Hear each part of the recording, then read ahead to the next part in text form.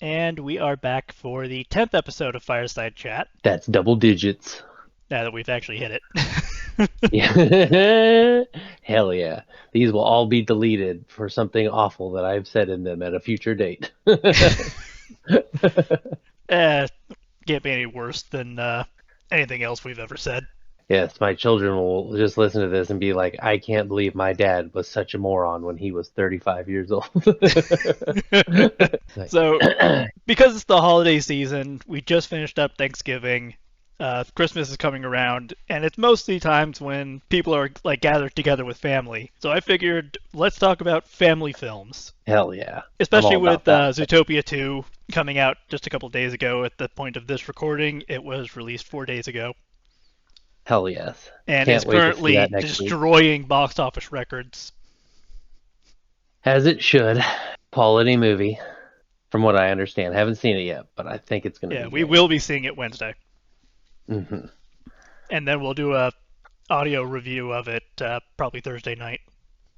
Noise. But yeah, family movies. I mean, this is hitting near and dear to my heart because each week I'm trying to come up with another family movie to show my boys something fun, something that I've seen before because it's kind of hard to take a risk with some of these other ones, some of this new stuff. But it's like there is such a plethora of movies that I grew up with that are just awesome or fun. My boys have never even heard of. Uh, it's something that I literally do every single week. So when you brought up this topic, I was like, dude, I'm all over this. So right now it's just me and Red. Maybe somebody else will join in later. I don't know. Anybody's more than welcome. I love to hear commentary from all angles on this. Everybody had a different childhood, Yeah, except for Tobias and I is exactly a mirror of each other. Just kidding. and yet somehow I turned out to be the furry. I'm just a weirdo. You're a furry. So, where do you want to start? I mean, I've got a million different movies that are on my mind. The most recent one, if you don't mind me starting, Go for would it. be the one that I actually showed my boys this weekend, which they were big fans of. The seminal classic Dragonheart. I remember really enjoying this movie when I was a kid. So much so that I had actually forgot that Dennis Quaid was in that movie, and I was like, he's the main character. But it's from 1996, so I was 6 years old when this movie came out. But I mean, I was wondering how the CG was gonna be. Not that that's something that is super pivotal, I think, for kids, because their willingness to, to suspend their disbelief is a lot easier because they're just take it at face value, kind of Yeah, like how we did. They will totally watch that, and I actually thought that it aged pretty well. I mean, you can tell that it's older CG, but I thought that it held up really well, especially for the story that it was telling. And you can't really beat the voice of Sean Connery as a main character as Draco. It is a fantastic movie, and of course, absolutely pulls on the heartstrings of anybody who watches it because you become attached to the dragon character. And I guess spoiler alert for a movie that's nearly 30 years old. was that Um, it? I thought it was older than that. it's 1996, so next year it Wow. will be 30 years old. Yeah, it's 29 years old. So spoiler alert is that he dies at the end of the movie and has to makes a sacrifice. It absolutely pulled on my heartstrings, got me good. But yeah, it's such a fun movie, and it again doesn't have to be bloody as most movies that came out in that time period. It's a lot more adult themed, or like has a lot more adult themes in it, like for a kids movie. It doesn't absolutely treat them like they're itty bitty babies and couldn't understand something like It death trusts and them to understand what's going on without banging it over their head. hmm. Yeah, there's not a lot of hand holding, and it's just a fun movie. And like my boys, what they were most perplexed about, above anything, was the fact that the dragon could talk. They didn't think dragons could talk, and I was like, oh, boys, these are mythical creatures. Thank Dragons God are you the didn't are. show them Aragon. Mhm, My God, that was. I mean, we both read that book, and then we yes, both the saw the book was film, and it was like, what fantastic. the fuck is this? What did you do? What I think did that was the you first do? time that we ever saw an adaptation of something so horribly bad. Oh God, that was terrible.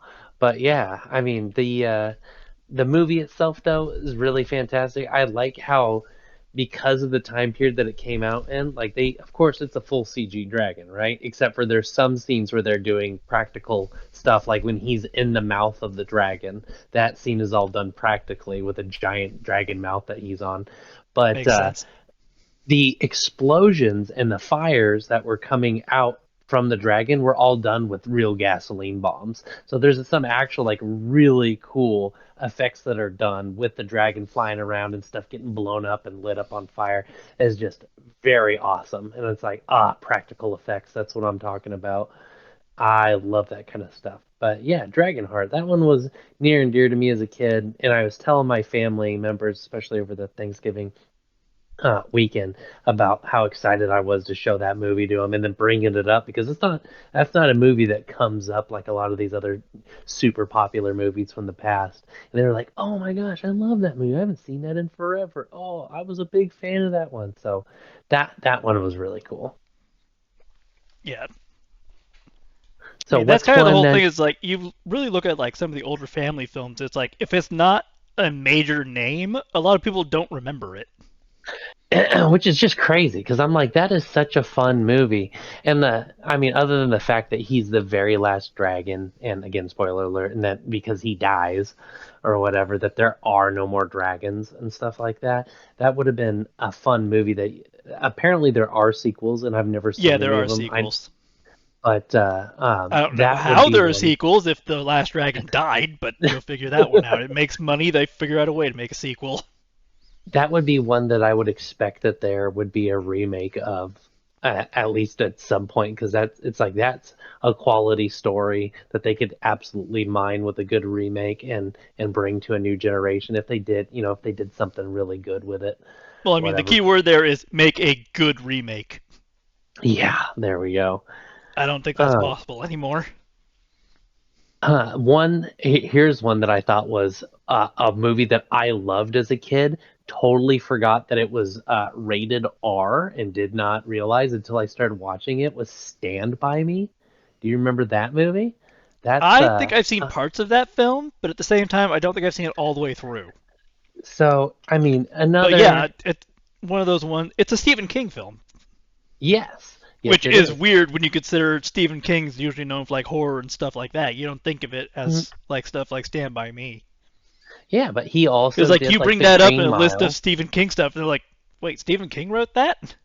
Uh-huh. He wrote that and The Green Mile and The Shawshank Redemption, which is just kind of crazy because it's out of his usual pocket. But yeah, Rob Reiner, who directed that. I mean, you've got River Phoenix before he died, and Corey Feldman, Jerry O'Connell, Will Wheaton, Kiefer Sutherland. There's some famous people that are in it. And even better, we're boys from Northern California, so Yep. this was actually filmed not too far from us. Um, that famous scene on the bridge where they're running from the train, that's actually like about an hour drive from us. And I have actually been there in real life. It's a pretty cool place. But yes, that's a fantastic movie and one that I completely forgot was R-rated, just because of the because of the language that they use in it. It's like I was trying to think Things get R when ratings for real weird reasons. well, there is, I mean, because there are multiple F words and stuff like that in it that it can't be PG-13. But I'm like, it's a boy or it's a movie about a bunch of boys, and I was like, they show a dead body at the end of that movie, and I was like, and then there's like the scene with the leeches, but I'm like, I don't really remember it being that bad. And then so I put it on, and then I was like, oh my gosh, some of the things that were coming out of these kids' mouths were just unbelievable. I was like, oh shit, this is probably one that I should have waited a little bit to show them. But I was like, yeah, we're already this far. Let's finish this. But We already but yeah, jumped that in. We might as well keep going. well, I'm like, what's a movie? It's a boyhood movie and it's a bunch of young boys or whatever. I was like, this should be fine. And then it was like, oh my God, I can't, I totally forgot that they talk like this in this movie. It's like it's a movie for adults that just happens to star children. But yeah, that that one was. was really fun, but kind of took me back because I did not. It had been since I was a kid when I had seen it. And I was like, oh my gosh, I totally forgot that they that they use such nasty language in it. But yeah, I love that movie. Stand by Me is fantastic. Or another great one, which I actually this next movie I did not see as a child. The first time I saw this movie was was in high school, my senior year. They put it on during like one of those days where we're not doing much, and it was The Princess Bride. Oh, that's a I great movie. That's a hilarious oh movie. Oh, dude, who doesn't love Carrie Ells in that movie? And now my son says, he goes, my name is Harlan, my last name. You killed my father, prepare to die. But he's saying that to me. I'm like, dude, what? Like, I'm the one who died? But, but yeah, my son absolutely cracks me up with that. Oh my gosh, At least he's not it's saying inconceivable every time. yeah, yeah, inconceivable. But I yeah, don't think you know the they meaning of that word. but super classic movie, all done practical effects, very cute, very funny, and of course it's like they're reading a fairy tale, another Rob Reiner classic, or whatever. But yeah, absolute cute movie that I think is fun for pretty much anybody of any age. And you've got Andre the Giant in it. Like my boys literally asked why he was so big, and I ended up showing them that famous picture of Andre where he's holding a 12-ounce can of beer, and Oh how yeah. it looks like a freaking Tic Tac in his hand because it's so small because he was so large. If But I yeah, those. recall right, there was actually a thing that happened with Andre the Giant where he got so drunk he passed out and they couldn't move him because he was so big. Dude, Like he was apparently blocking a he hallway and they just could not move him. Dude, what about how he couldn't use normal sized toilets because he would literally break the ceramic bowl trying to sit on it because he was so large. So when he was in hotel rooms, he would, and I know this is gross, he would literally have to go number two in the bathtub because he could Jeez. not sit. Yeah, because he was literally physically too large for toilets. Can you imagine that? Like that with his proportions that he literally had to hang his ass over a bathtub and do it that way. I'm like, what a, I mean, just talk about being brutal. They talk about basketball players and not being able to fit in cars and stuff like that. How about not being able to just use a normal American ceramic toilet for your entire life? I mean, how crazy is that? Yeah, But that's pretty anyway, nuts. not to get not to get sidetracked talking about nasty stuff on kid movies. Do you have another one that comes up? Because I have so many of these kids movies that are on the top of brain right I now. have a But few, but most of mine are more well known, like hmm stuff like Balto, The Secret of Nim. oh, fantastic, both of those. Yeah, Secret of Nim is probably one of my favorites. That was with Miss Brisby was great. I don't know that I've Fox and the Hound actually. is one of those. It's like it's a kids movie, but god damn it hurts at the end. Oh yeah. I mean, Fox and the Hound, talk about an absolute heart wrencher. I showed my boys that, and that was a little devastating. That one was hard for them to get over. But yeah. Yeah, that Oh one's yes, I have seen The Secret of Nim. Dark yeah. fantasy. But It was yeah, based off the book The Rats of Nim. hmm yeah, that is a Don Bluth movie. Yeah, that's a fantastic Yeah, movie. Don Shannon Bluth did a bunch of Doherty, great stuff. Dom DeLuise, Will Wheaton from from Stand By Me is in that. But yeah, those are fantastic. Oh yeah, he did Anastasia. All Dogs Go to Heaven. Yeah, those That were his. I showed my boys actually just recently. We were talking about one of our dogs that had passed away, and I was telling them, like, well, that she's in a better place now because all dogs go to heaven. And they're like, what? And I was like, there's actually a movie about it. And there is. And then so I showed him that movie, There's a and series of movies about it. funny enough, there is a scene in that movie that is so politically incorrect now that I feel like I have to bring it up. So, Dom DeLuise is the voice of Itchy, who is the small dog who's the Yeah, he's companion the dachshund. of. Yes, to Charlie, who's voiced by Burt Reynolds, right? Well, they're talking about, I'm trying to remember exactly what it is, but he brings up like stuff from the Orient, and then the dog puts in big bucky beaver teeth and then gets slant eyes and is talking about the Orient, and I'm like, oh my gosh, talk about things that you couldn't have in a kids movie nowadays. Like Yeah. I couldn't believe it, like totally culturally insensitive to Asians. And I was like, holy shit, that's in this Well, the movie. whole And I thing was is like, back oh then the yeah. Asians didn't give a shit. They thought it was funny. Yeah, it was 1989, and I was like, and of course it's starring Burt Reynolds. You're not gonna get, he's not gonna give a shit. It's so hilarious.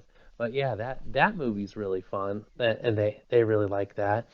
Oh, but I have not shown them yet The Land Before Time. Oh Oh, god, those that's would gonna be. hit at the very beginning. Oh man, I have like 5 or 6 of those movies on VHS. Although I did find out something funny. Sarah's father, the Triceratops. Do you know Hmm. what his name is in the movie? No. Daddy Tops. Daddy Toss, no kidding. Talk That's about things you could awesome. use as a porn name and a kids movie. Oh, that's hilarious, Like they didn't dude. even change his name until like maybe the sixth or seventh film. Until then, he's literally just credited as Daddy Tops. That's so funny. Or what about, oh, here's a good one. This one's from 1992, and I'm gonna call it the OG Avatar. Fern Fern Gully. Gully in the last rainforest. I will That say movie that one's rules. kind of a mixed bag because I for me mean, it's like when it's a good film, but the best parts of it have nothing to do with its message. well, yeah, like it's I mean, you yeah, literally because it's have God damn, I can't. I keep forgetting his name for some reason. I can never get it right. Uh, Robin Williams. no, not Robin Williams. Robin Williams is Batty. I'm talking Yeah. about yeah, the one who played Hayes, the Smog. Oh, Tim Curry. Tim Curry. I don't know why I always have a problem remembering his name. Yeah. But you have Tim No. Curry singing as a toxic smog monster about destroying things. Yeah, dude, that movie rules. Of course, yeah, it has all this hippy dippy messaging, and if you're not into that sort of thing, which I am not, but when Yeah, you're it's a one of those kid, that things where stuff it's like kind of it's a goes. double edge. It's like you watch it for the comedy between Tim Curry and Robin Williams, and just watching them kind of do their thing, and then the rest of it's like, well, Yeah, that's definitely not some like the messaging of it the is not messaging is something that way my too heavy-handed. yeah But it was is the not 90s, and something. the 90s were literally all the save the environment things. But I mean, as far as like what the movie was, like it's, and again, for most kids, that stuff goes directly over the top of their head. It's a fun one. I mean, you got Christian Slater in there, Robin Williams, Tim Curry, Cheech Marin, and Tommy Chong, and even Tone Loc, Nice. which is, yeah, I forgot that they were cast in that movie. But yeah, like, I mean, it's an I don't know why. hour. I just remembered Danny DeVito in a bunch of Disney movies like Hercules, where if you don't know like some of the jokes in it, you won't really get it.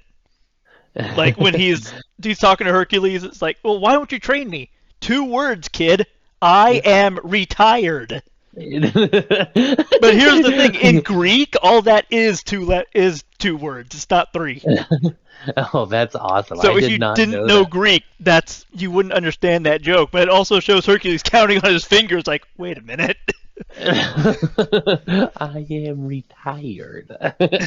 Dude, that is probably that is definitely like top 3 Disney movies for me. I love Hercules. I mean, other like all the what are those ladies called that The Muse. sing? And yes, the muses are fantastic, but James Woods is Hades. Come Oh on, dude. yeah. Can you really go wrong with that? And then Danny DeVito is Phil.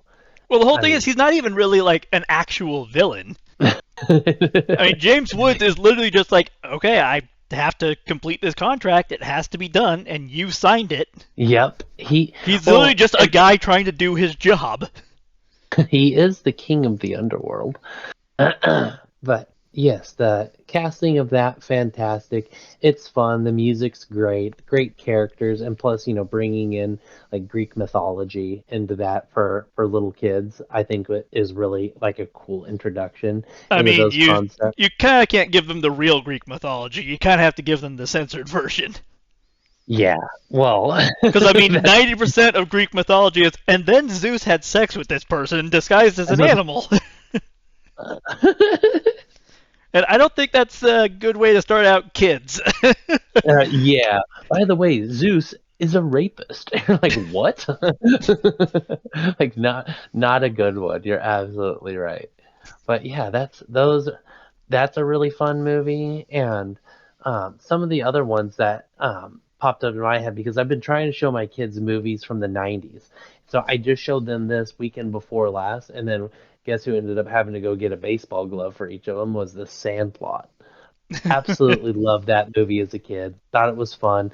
And then watching my boys see what the beast was and like how they bring up like that it's like almost mythical that there's this beast on the other side of the fence from their sandlot, which is just so funny because that's how kids view it. And then it ends up being I think that dog was like a mastiff or something. Um I but think yeah, it was a telling Saint my Bernard, wasn't it? what let me look it up real quick. But Like I'm what remembering the scene where it's like a giant dog eating the baseball, and it looked like a Saint Bernard. What kind of dog was the beast in the Sandlot? He was an English Mastiff Huh. named Hercules. I guess Yes, just because so they have a similar head structure. yeah, I mean, big freaking dog. Um, but yeah, I tell my boys about, I'm like, you're gonna watch Benny Pickle the Beast, and they're like, what? What does that even mean? And them getting psyched out for that. But yeah, the Sandlot was really fun. When I had showed that to my daughter originally, she loved it so much that I ended up having to get her a Benny the Jet Rodriguez jersey that they were selling on Amazon, and she wore that because she loved it so much. And I mean, and this is a girl who watched it. And I mean, and the primary insult everybody remembers from that movie is, "You play ball like a girl." And then all the color falls out of their face. Like, that's the most insulting thing that you could say to a boy that age. It's just so funny. And again, just not something that they would have in movies nowadays because that would be, untoward to say something like that. But oh, here's one. I'm not sure if you've ever seen this movie, but I was a huge and still am a huge fan of when this came out. The Rocketeer. Did you ever see I that one? remember seeing it, but I don't remember much about it. Oh Like man. I think I I maybe mean, saw it once as like part of a school thing, but that was about it. The Rocketeer I thought was very fun because again, it's not like part of any kind. It was based off of a comic book, but I had never seen it. Um, it's got what's his face? God, what is that here? Hold on, almost got it. He played James Bond. Timothy Dalton. It's got Okay. Timothy Dalton in it as Neville Sinclair, who is he's an actor in the movie, and then he ends up being actually a Nazi, which is pretty fun. But Alan Arkin, Jennifer Connelly, Billy Campbell, there are, and then there's some other recognizable faces that you'd see in this movie. But it is a super fun movie. The little synopsis of this is a young pilot stumbles across a prototype jetpack that allows him to become a high flying masked hero. Well, it's not just that, it's a freaking jetpack, which is the coolest thing when you're a kid. And it takes place like when there's Nazis, so that's always fun. It's got big explosions in it, all done with practical effects because there's no like really CG at the time. But it's he also has a gun, which is freaking badass, which you wouldn't get out of most Disney movies and stuff. Not Young hot anymore. Jennifer Connelly, which is also awesome. But um Oh, I don't Nazi know if bad you guys. ever saw it. The movie that almost destroyed Disney, as they say, The Black Cauldron. I know that name. I don't know if I ever Like watched I it. will say, I I actually liked it a bit. Like I liked how dark it was because it was a film that did 1985 not hold back. Like Black. it was like you expect kids to be able to handle this kind of stuff. Oh man, a young boy and a group of misfit friends embark on a quest to find a dark magic item of ultimate power before a diabolical tyrant can. I don't. I remember It's not seeing even this just a diabolical advertised. tyrant; it's a lich. Oh, no kidding. I know what this is, but I never so on the old VHS movies, they would have like movie trailers in the beginning of them that you would have to skip past to get to the movies, especially in kids movies, they'd have a million of them, Well, yeah, and they gotta keep advertising. they It's the had reason we an still have advertisement. movie advertising now. They had one for the Black Cauldron, and I never actually watched it. That's one that I always wanted. I might have seen it, but I do not ever actually remember It's watching one of the this films that movie. it's like I didn't know this was a Disney film Oh man, because it that is doesn't seem like a Disney film. well. Talk about movies from this time period that treated kids more like that, where they could handle it. What about The Great Mouse Detective? Oh, That that was a movie great film. scared the shit out of me as a kid, but I loved it. I will The say it's probably one OPC. of the movies that turned a lot of people into furries for one very specific reason. I know exactly what you're gonna say, and it's the dance scene in the club. Yep, That is I'll so be good funny. to you, Yes. sung I'll by Miss be Kitty the good Mouse to you. in a showgirl outfit. It's so funny that you bring that up. Oh man, that I can hear the song in my head. But dude, Vincent Price as Radigan? Come on, man. That is just awesome. And then Basil of Baker Street. It's funny because whenever I bring this up, because this is my number one Disney movie, is actually The Great Mouse Detective. I probably watched that more than any of the other ones. I mean, don't get me wrong, Aladdin, The Lion King, all the ones that came out when I was a kid were awesome. I love The Great Mouse Detective by far the most. Like I that one just it absolutely gets me. Yeah, it's a great The movie. but yeah, I mean the adult themes in that, like the fact that there's actual gunplay in the animated movie, characters actually dying. Radigan is actually a diabolical bad guy and He's a stuff, and realistic just bad guy too. oh, but yeah, that's a fun one. I absolutely love that movie. Number two would be oh god, see I go back and forth between this one. And these are Disney movies from when I was a kid. But my number one and number two go back and forth between The Great Mouse Detective and the OG Sleeping Beauty. I love that movie, I love that the 1959. whole thing of Sleeping Beauty could have been completely avoided if the main fairies hadn't been bitches to Maleficent. Okay, take me through this theory. I have not heard this Well, one here's the before. thing. Based on the time period, it didn't matter who you are. If you were somebody of power, you were invited to a baby's christening in a kingdom. Even if you were an asshole. Even if you were an asshole, because it was the proper thing to do. Is Oh, that's even if you don't hilarious. like them, you still have to send them an invitation recognizing, yes, I know that you are a powerful member of this community. And you do not want to piss off Maleficent, Yeah, who no is kidding. literally a fairy with immense power. And the blue and all the three fairies are like, "Well, you weren't invited to this," and it's like, "Oh dear." That's literally one of the greatest slights they could have made. Oh, that's so funny. And the fact Yeah, that if think about it this way, if she had been invited and brought like a kick-ass gift, it could have been like a competition between the two fairy clans about who could make the best gifts. hilarious. I And didn't then even think about the three fairies pretty much abandon a child anyway the entire time they're with it. I that. mean, Like the I'd names be a of the better parent three. than those three. So the It's three a fairies miracle she are survived into adulthood.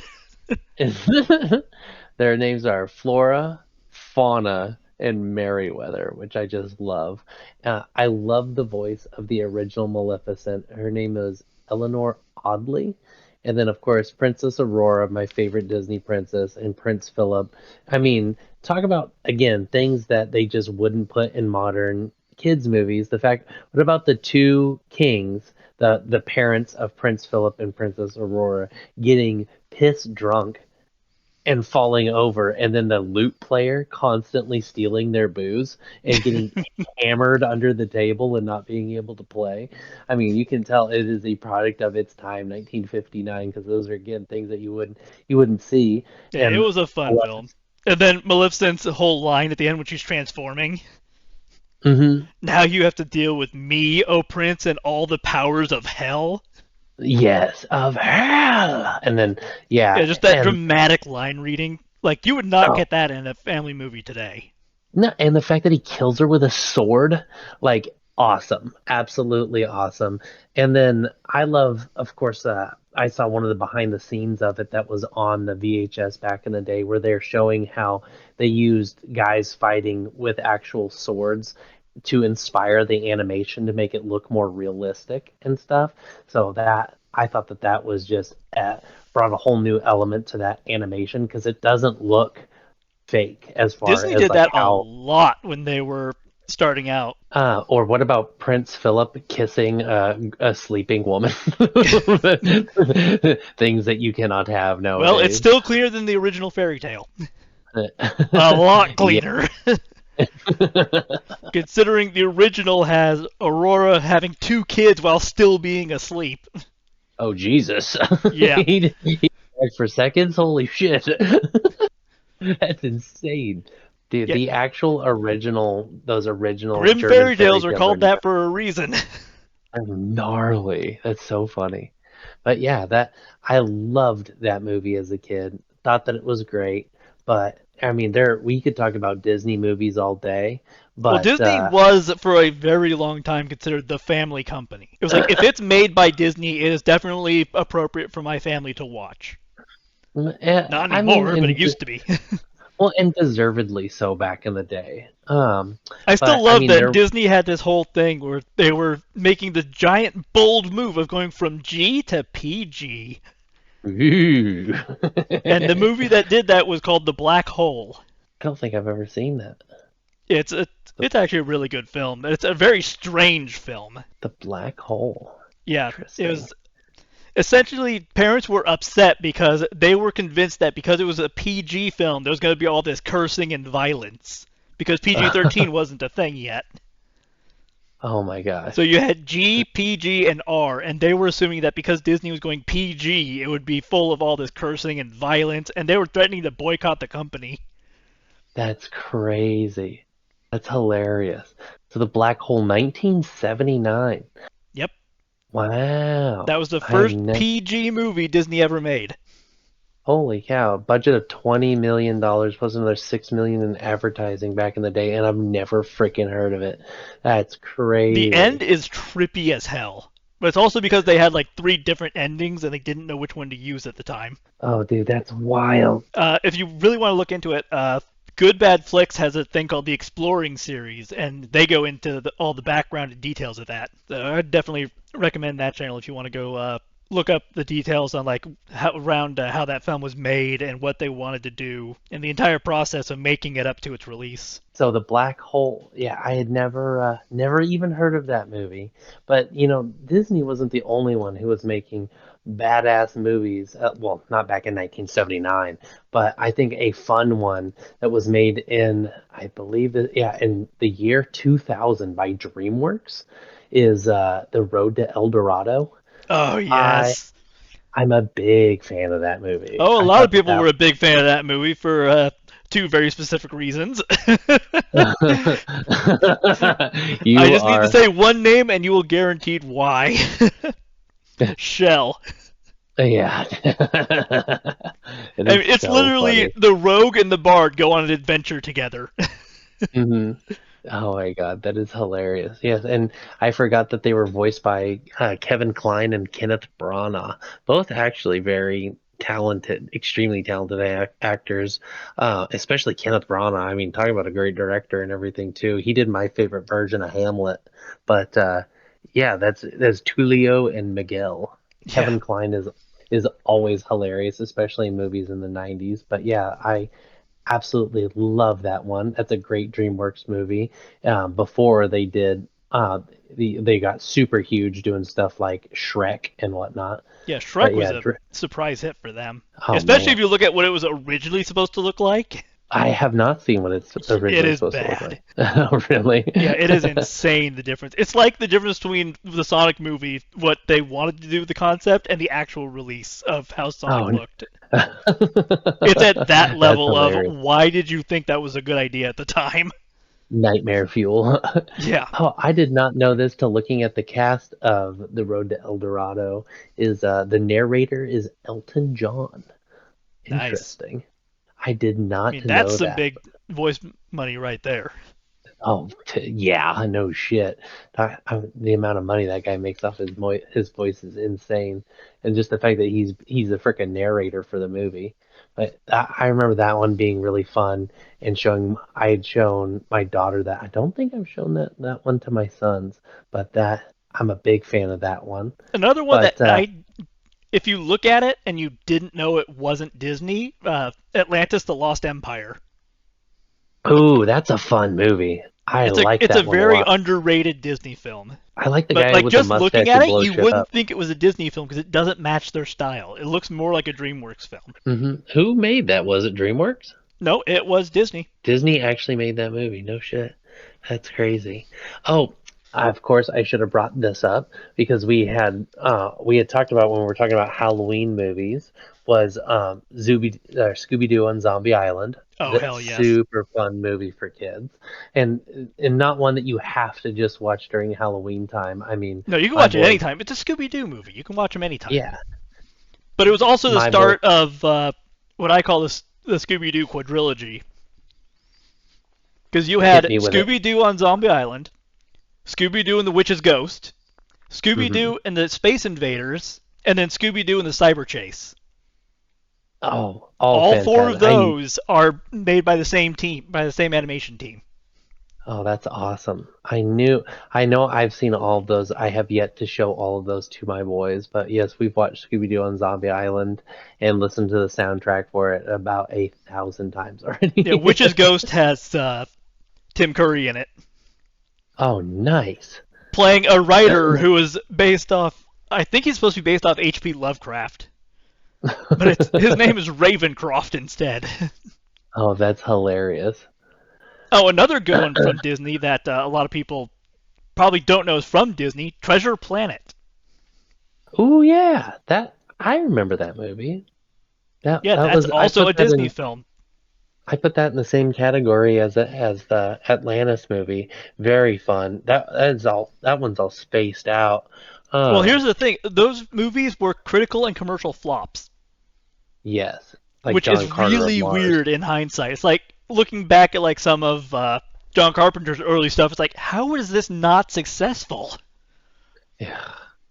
Dude, so let's look at Treasure Planet 2002. You got Martin Short, Joseph Gordon-Levitt, Michael Wincott. Yeah, they got an awesome voice cast for I mean, this you want to movie. go off Treasure Island as well. You got Muppets Treasure Island with Tim Curry. Oh man, I remember what grade were we in when we read?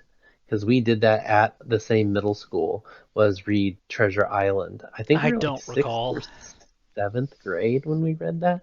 I remember really enjoying that book, finding out about the black spot and all that fun stuff. Yeah, But and yeah, another good Treasure one Island. is Titan AE. Oh, holy shit, that just came on to Amazon Prime, Yeah, it and I was just like, came onto boys, Amazon Prime, but it was made by Fox, yes, and dude, it's a Titan A. Don Bluth film. Dude, Titan AE freaking rules. I Yeah, mean, you got Matt Matt Damon, John Leguizamo, Drew Barrymore, Bill Pullman.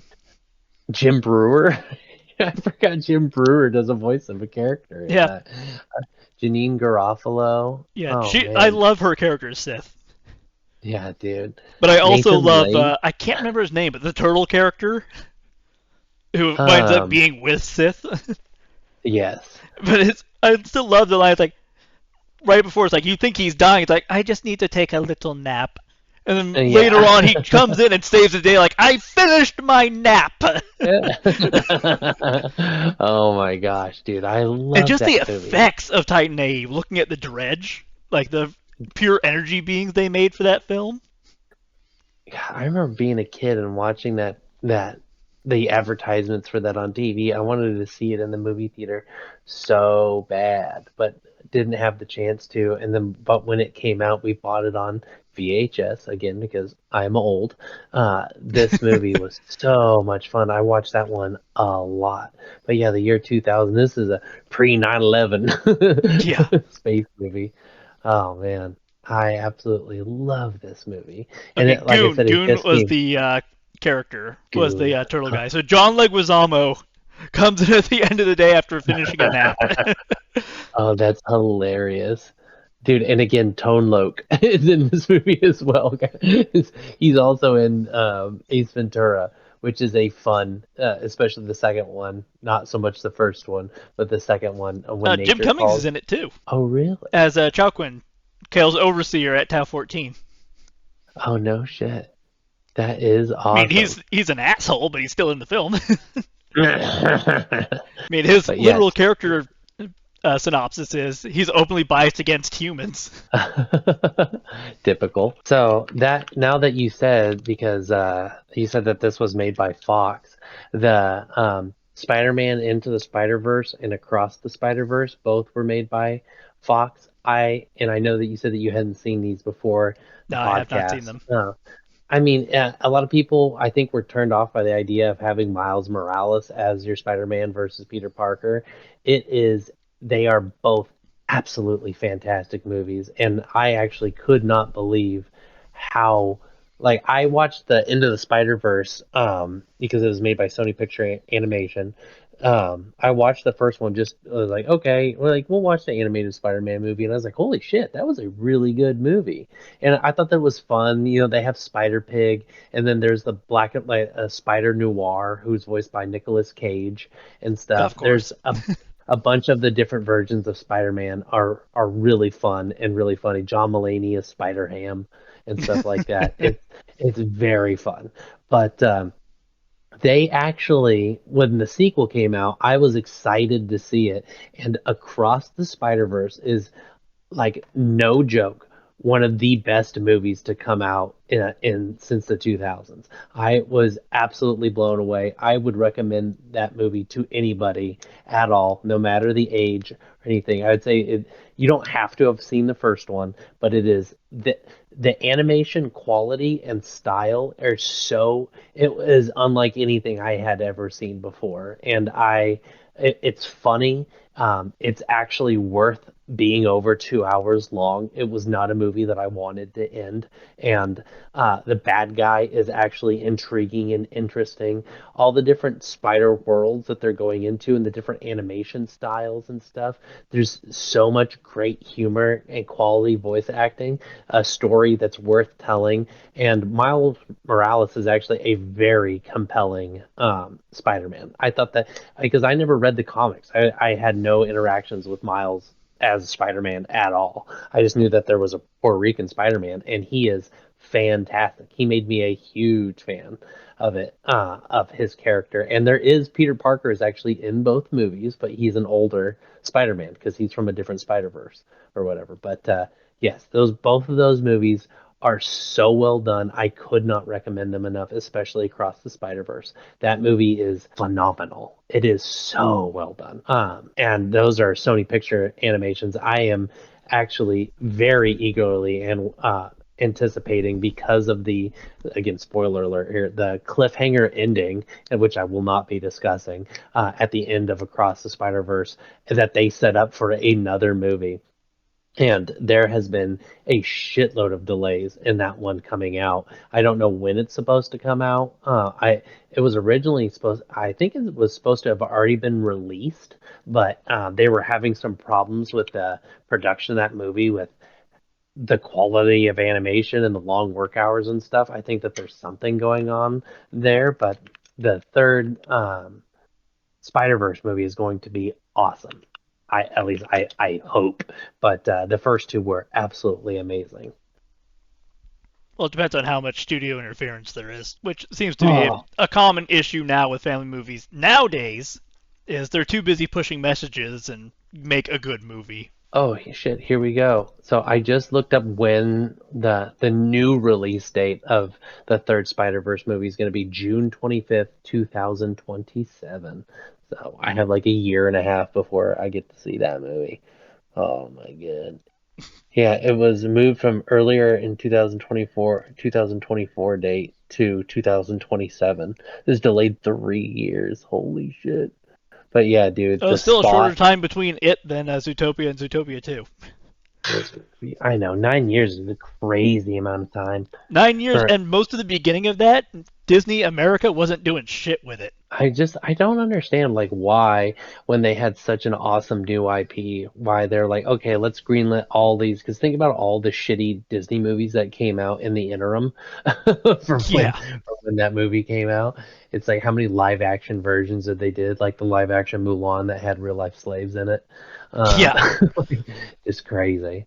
But not to just talk about animated movies this entire time. What about the live action Teenage Mutant Ninja Turtles movies from the 90s? Those I were love crazy. those. I They were love great. They dude, were those campy and movies. fun. They weren't trying to be anything more than that. No, they were awesome. And you got Vanilla Ice in those movies? The ninja rap. dude, dude, my favorite line, which I still use to this day, and next time I'll use a mustard.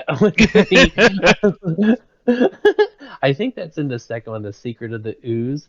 When what's his face, Michelangelo uses sausage links to beat up people, or they're like hot dogs or something, and then he goes next, and then as they're running away, he says that. I love that line for that movie. It was a favorite to use in my family. Next time I'll use mustard. But yeah, dude, so much fun.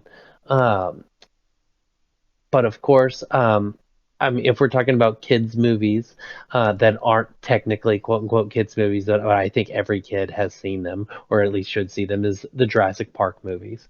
Those Yes. movies are those movies are always The fun. original The original Jurassic ones. Park. I don't know about the sequels, but I will say the original Jurassic Park is definitely a must-watch film. I'm not a big fan of like the newer, like the Jurassic World movies, I can't think of a and lot of people but that are, sadly, especially uh, after the last bunch. I mean, they're just kind of they rehash the same idea, and it's just a lot more glitzy than the originals. But looking at like the Lost World or Jurassic Park 3, which I saw in a movie theater as a kid, I think that those ones actually tend to shine in comparison to the new Jurassic World movies because the second and third Jurassic World movies are absolute dog water. But Yeah. the first Jurassic World movie is watchable. It's But watchable, yeah, but at the same time, it's like I have seen this plot before, and it's not just as like all the references to the original, And the originals are so much better. It's like, why watch that one when you can watch the originals and have a much better time? And I and it mean, doesn't come on, rely on CG crap because pretty much everything in the originals is practical effects with CG overlay. yeah, there is some, and there's very, like, as far as like screen time of actual dinosaurs that are CG in the original, very little of that. Like, there's not a whole lot of that. And, Now most of it's but done with practical effects and animatronics. yes, and they're just awesome. Those movies are fun. Totally worth it for the kids to watch. I'm a big fan of those movies, and I think especially because it's like they have elements that are scary, but they're not like horror movie scary where where it's like really dark and gritty and shit like that. It's you see the dinosaurs during the day. I mean, there are some exceptions of that in like the Lost World with the predators with the raptors in the tall grass, but I mean that's just awesome. That's super cool. But and then Even though there's like some everything scenes we like know about it is wrong now. yeah. Yes, they should have feathers, but I don't give Well, a they should shit. also be about 2 feet tall. Yes, I did Velociraptors see were tiny. itty bitty guys, I but mean, still, if you and that want a raptor that's more like that, that actually is around that size, are the Utah Raptors. oh, interesting. So there I are did not. raptors that big. They just weren't Velociraptors. They were Utah Raptors. Interesting. I know that one of the things that they said about the T-Rex is that it actually was more of a scavenger than like a predatory hunter, and that it mainly just ate dead things, from what I understand. And then It so it's also like, did not exist at the same time as the Triceratops. yeah, that There's a they're couple like they're million years difference there, like two yeah. entire Earth periods of difference. Of course, of course. Um, but yeah, all the Jurassic Park movies, I thought I loved all those. Um, the newest Jurassic World movie, which they actually took elements from the original script that were unused. I saw that, For and good I, reason. Yes, I liked it. I mean, again, it's very hard to compare it to the originals because the originals are absolute classics or whatever. But I thought that the newest one with Scarlett Johansson was considerably better than the Jurassic World movies. I thought that it hung its hat on being a lot more like the originals, um, and was less of a pale imitation of them, and was actually that it was closer in theme and spirit to to like the original movies than the Jurassic World movies were.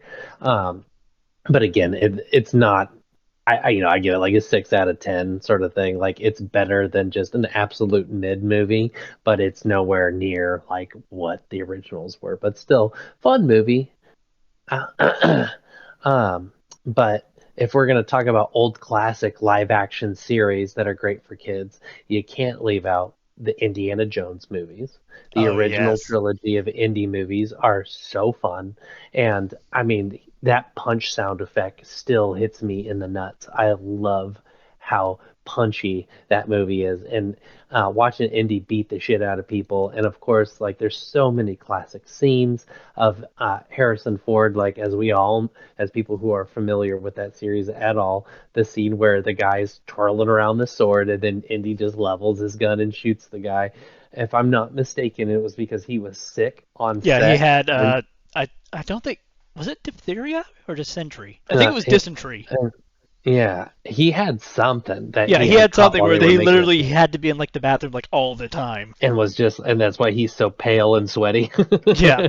And that's why they had to. in It that was scene. originally supposed to be like this whole lengthy sword fight thing with a bunch of choreographed fighting, and it was just like I cannot do that. I'm not going to be out of here long enough to do that.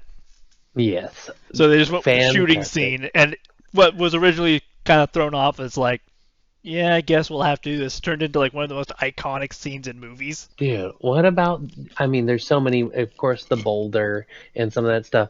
The scene to me that is just absolutely insane and holds up so well in action choreography in the original Indiana Jones movie, is when he's fighting on that truck, gets thrown over the front of the hood of that, and then they have the stuntman who slides between the axles and then climbs all the way up the back of the truck to get back in and kick that guy out.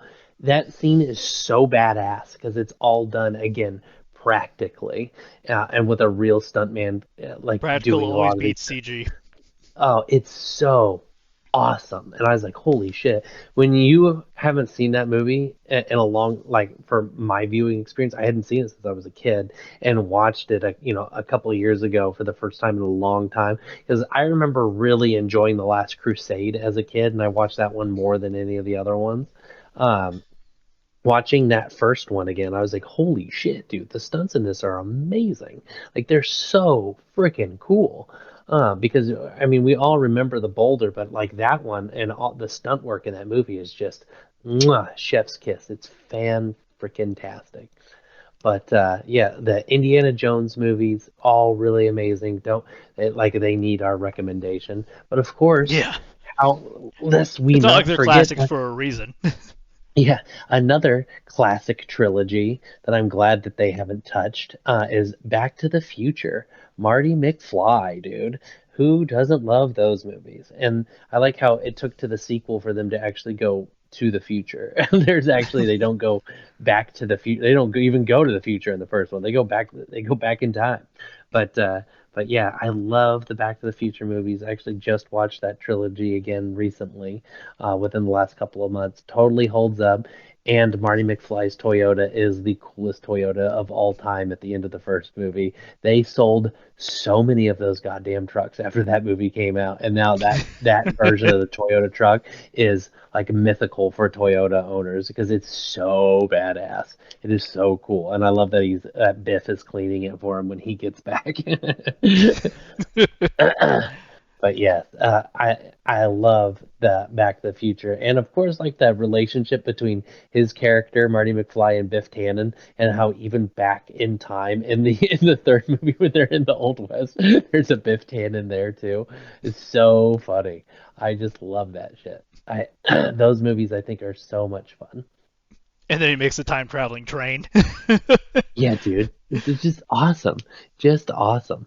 I mean, and just that you think Doc is dead, and then he sends him a letter. Or how about that the very end of the very first Back to the Future and the very beginning of the second Back to the Future, they reshot it scene for scene, but with a different actress because they Nice. recast her. Yeah, and not a lot of people realize that when they're watching it, and unless they go, "Wait a second, that's a different chick than the very first one." It's hard to notice unless you literally watch them back to back, but they literally reshoot the very end scene of Back to the Future 1 and they reshoot it for the very opening scene of Back to the Future 2 with a different actress.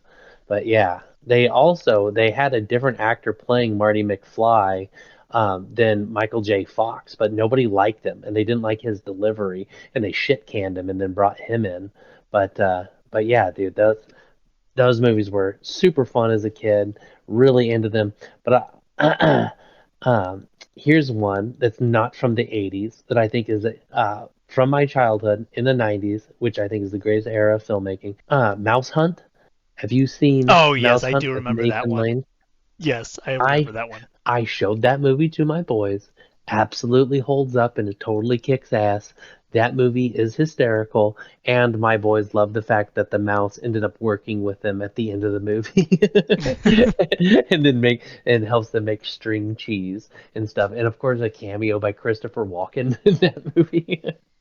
Oh my gosh. But yes, Mouse Hunt, super fun. I love the slapstick humor of that movie and they did some pretty actually awesome practical effects with that movie when he's using the nail gun to do the trim around the wall and then the nails are shooting through the wall. Um, that was all done with miniatures, which I thought was really cool. But yeah, that movie is one of the ones that made me fall in love with Nathan Lane. He is such a funny actor, and he's in so many great movies. But that's what my first time I had seen him when I was a kid, and then you end up seeing him in like The Birdcage and The Producers and a lot of stuff. That guy is hysterical.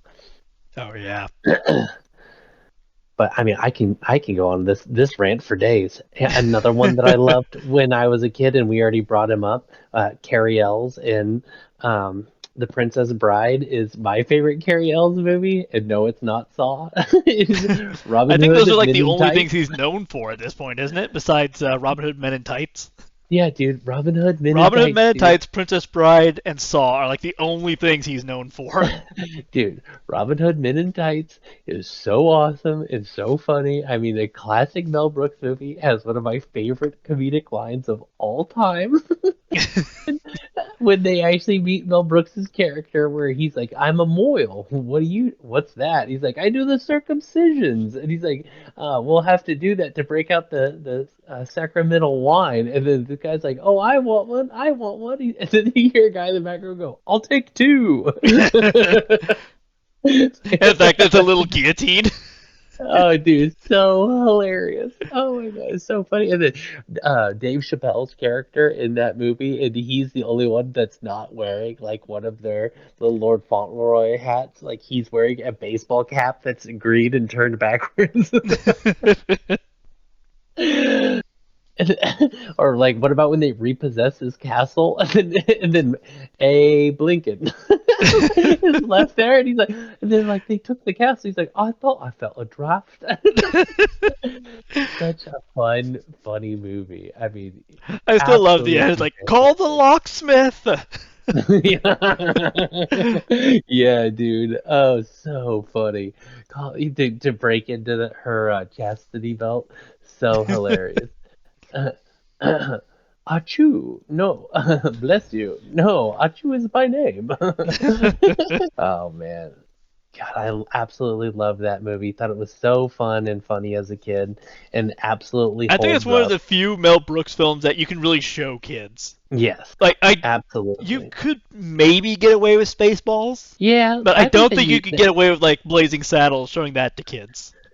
Yeah, I think that one's a little over the top for a lot of kids. But yeah, I do. I mean, of course, I love those movies, but Yeah, yeah, they're his great humor. films, but they're not kid appropriate. They're Yeah, not something like I like unless your family like has grown up with Mel Brooks humor. then I'd Yeah. consider those family films. But if they What haven't, or if they're sensitive to anything, I would say they're probably not a family film. Yeah. Well, I mean, the producers, I absolutely love both versions of that movie. The newer, I think it's like 2005 version of that movie that came out with Nathan Lane and Matthew Broderick is hysterical. But I mean, there's the scene where Kill Bill, what the hell, the bride from Kill Bill, Uma Thurman, where her character in it is in it, and it's a absolutely inappropriate for little kids uh, scene. But yeah, I mean, I love that movie. I saw all those kind of movies when I was younger, and my parents didn't really have an issue with me seeing stuff like that when I was younger. That's why I'm pretty lenient when it is what I let my boys see, as long as it's not like sexual or like particularly gory. I let them watch it because I'm like, Yeah. for the most part, their mother says words that are nastier than what are in most of these movies. uh, but that's a whole other side thing. But yes, when we're talking about Carrie L's movies, I totally forgot he's the bad guy love interest in Twister, a fantastic movie Oh, when he you're a is. That's kid. right. And he's also the love interest of the other character for in Jim Carrey's Liar Liar. He's the one that is the I reason completely why forgot they're he was in moving. that. And he's also in the movie Glory, which another Matthew Broderick movie. That is also fantastic, but not a kids movie at all whatsoever. Oh yeah, and he's the bad guy in Kiss the Girls. I totally forgot. And he's the dickhead in Days of Thunder. Okay, he's in a lot more movies than than I remembered. But I think and that's of like course one of he's the in. things with him. It's like you think of the movies he's in, and then you start remembering other things he's been in. It's like, oh yeah, he was in that. Yeah, he was in the two very last Dead Reckoning Mission Impossible movies. Like he was in both of those movies. I forgot that he's in the Mission Impossibles. But yeah, he's actually in a bunch of stuff. But yeah, I love Carrie Ells. I'll watch him in anything. He's a fantastic actor. But yes, to bring us round all the way back, it was of course Robin Hood Men in Tights and The Princess Bride, both fantastic kid One of movies my that two would make favorite any Robin kid. Hood movies. The other, of course, being the Disney version. Yes, Maid Marian. Oh hell And yeah, this is where you go. she was But foxy in many ways. um, but yeah, not to just do oh god, where I was looking at a different list. Here's a Disney movie that is not animated, which I thought was really fun, was Heavyweights. That was the very first movie that I ever saw. What's his name? Ben Stiller. He is the bad guy in that movie. Did you ever see the movie Heavyweights? About all No, these I don't kids think I going to did. fat. Oh, it's I about all these I kids that remember go to seeing fat a camp. few Disney live action films, but not that many when I was a kid. I wasn't a fan of the Disney Channel. Never was really into any of that, any of those like kind of stuff or like their TV shows. But I loved Heavyweights. I thought that was a very fun movie. It is just about a bunch of fat kids that get sent to fat camp, and the guy who's running, like it was like a really cool fat camp, and then now it's getting taken over by, and it is essentially Ben Stiller's essentially his Globo Gym character from Dodgeball. That is who he is, and he's an absolute psycho, and then these fat kids torment him because he's a total dickhead. I thought that that was a fun movie as a kid, but here's another Disney movie that's live action that I think you might have seen with Jake Gyllenhaal called October Sky, about the true story about those kids that were making rockets. Yes, I do recall that. I love that movie. I thought it was really fun because the true story of Hickam, a coal miner's son who was inspired by the first Sputnik launch to make a rocket, to take up rocketry against his father's wishes.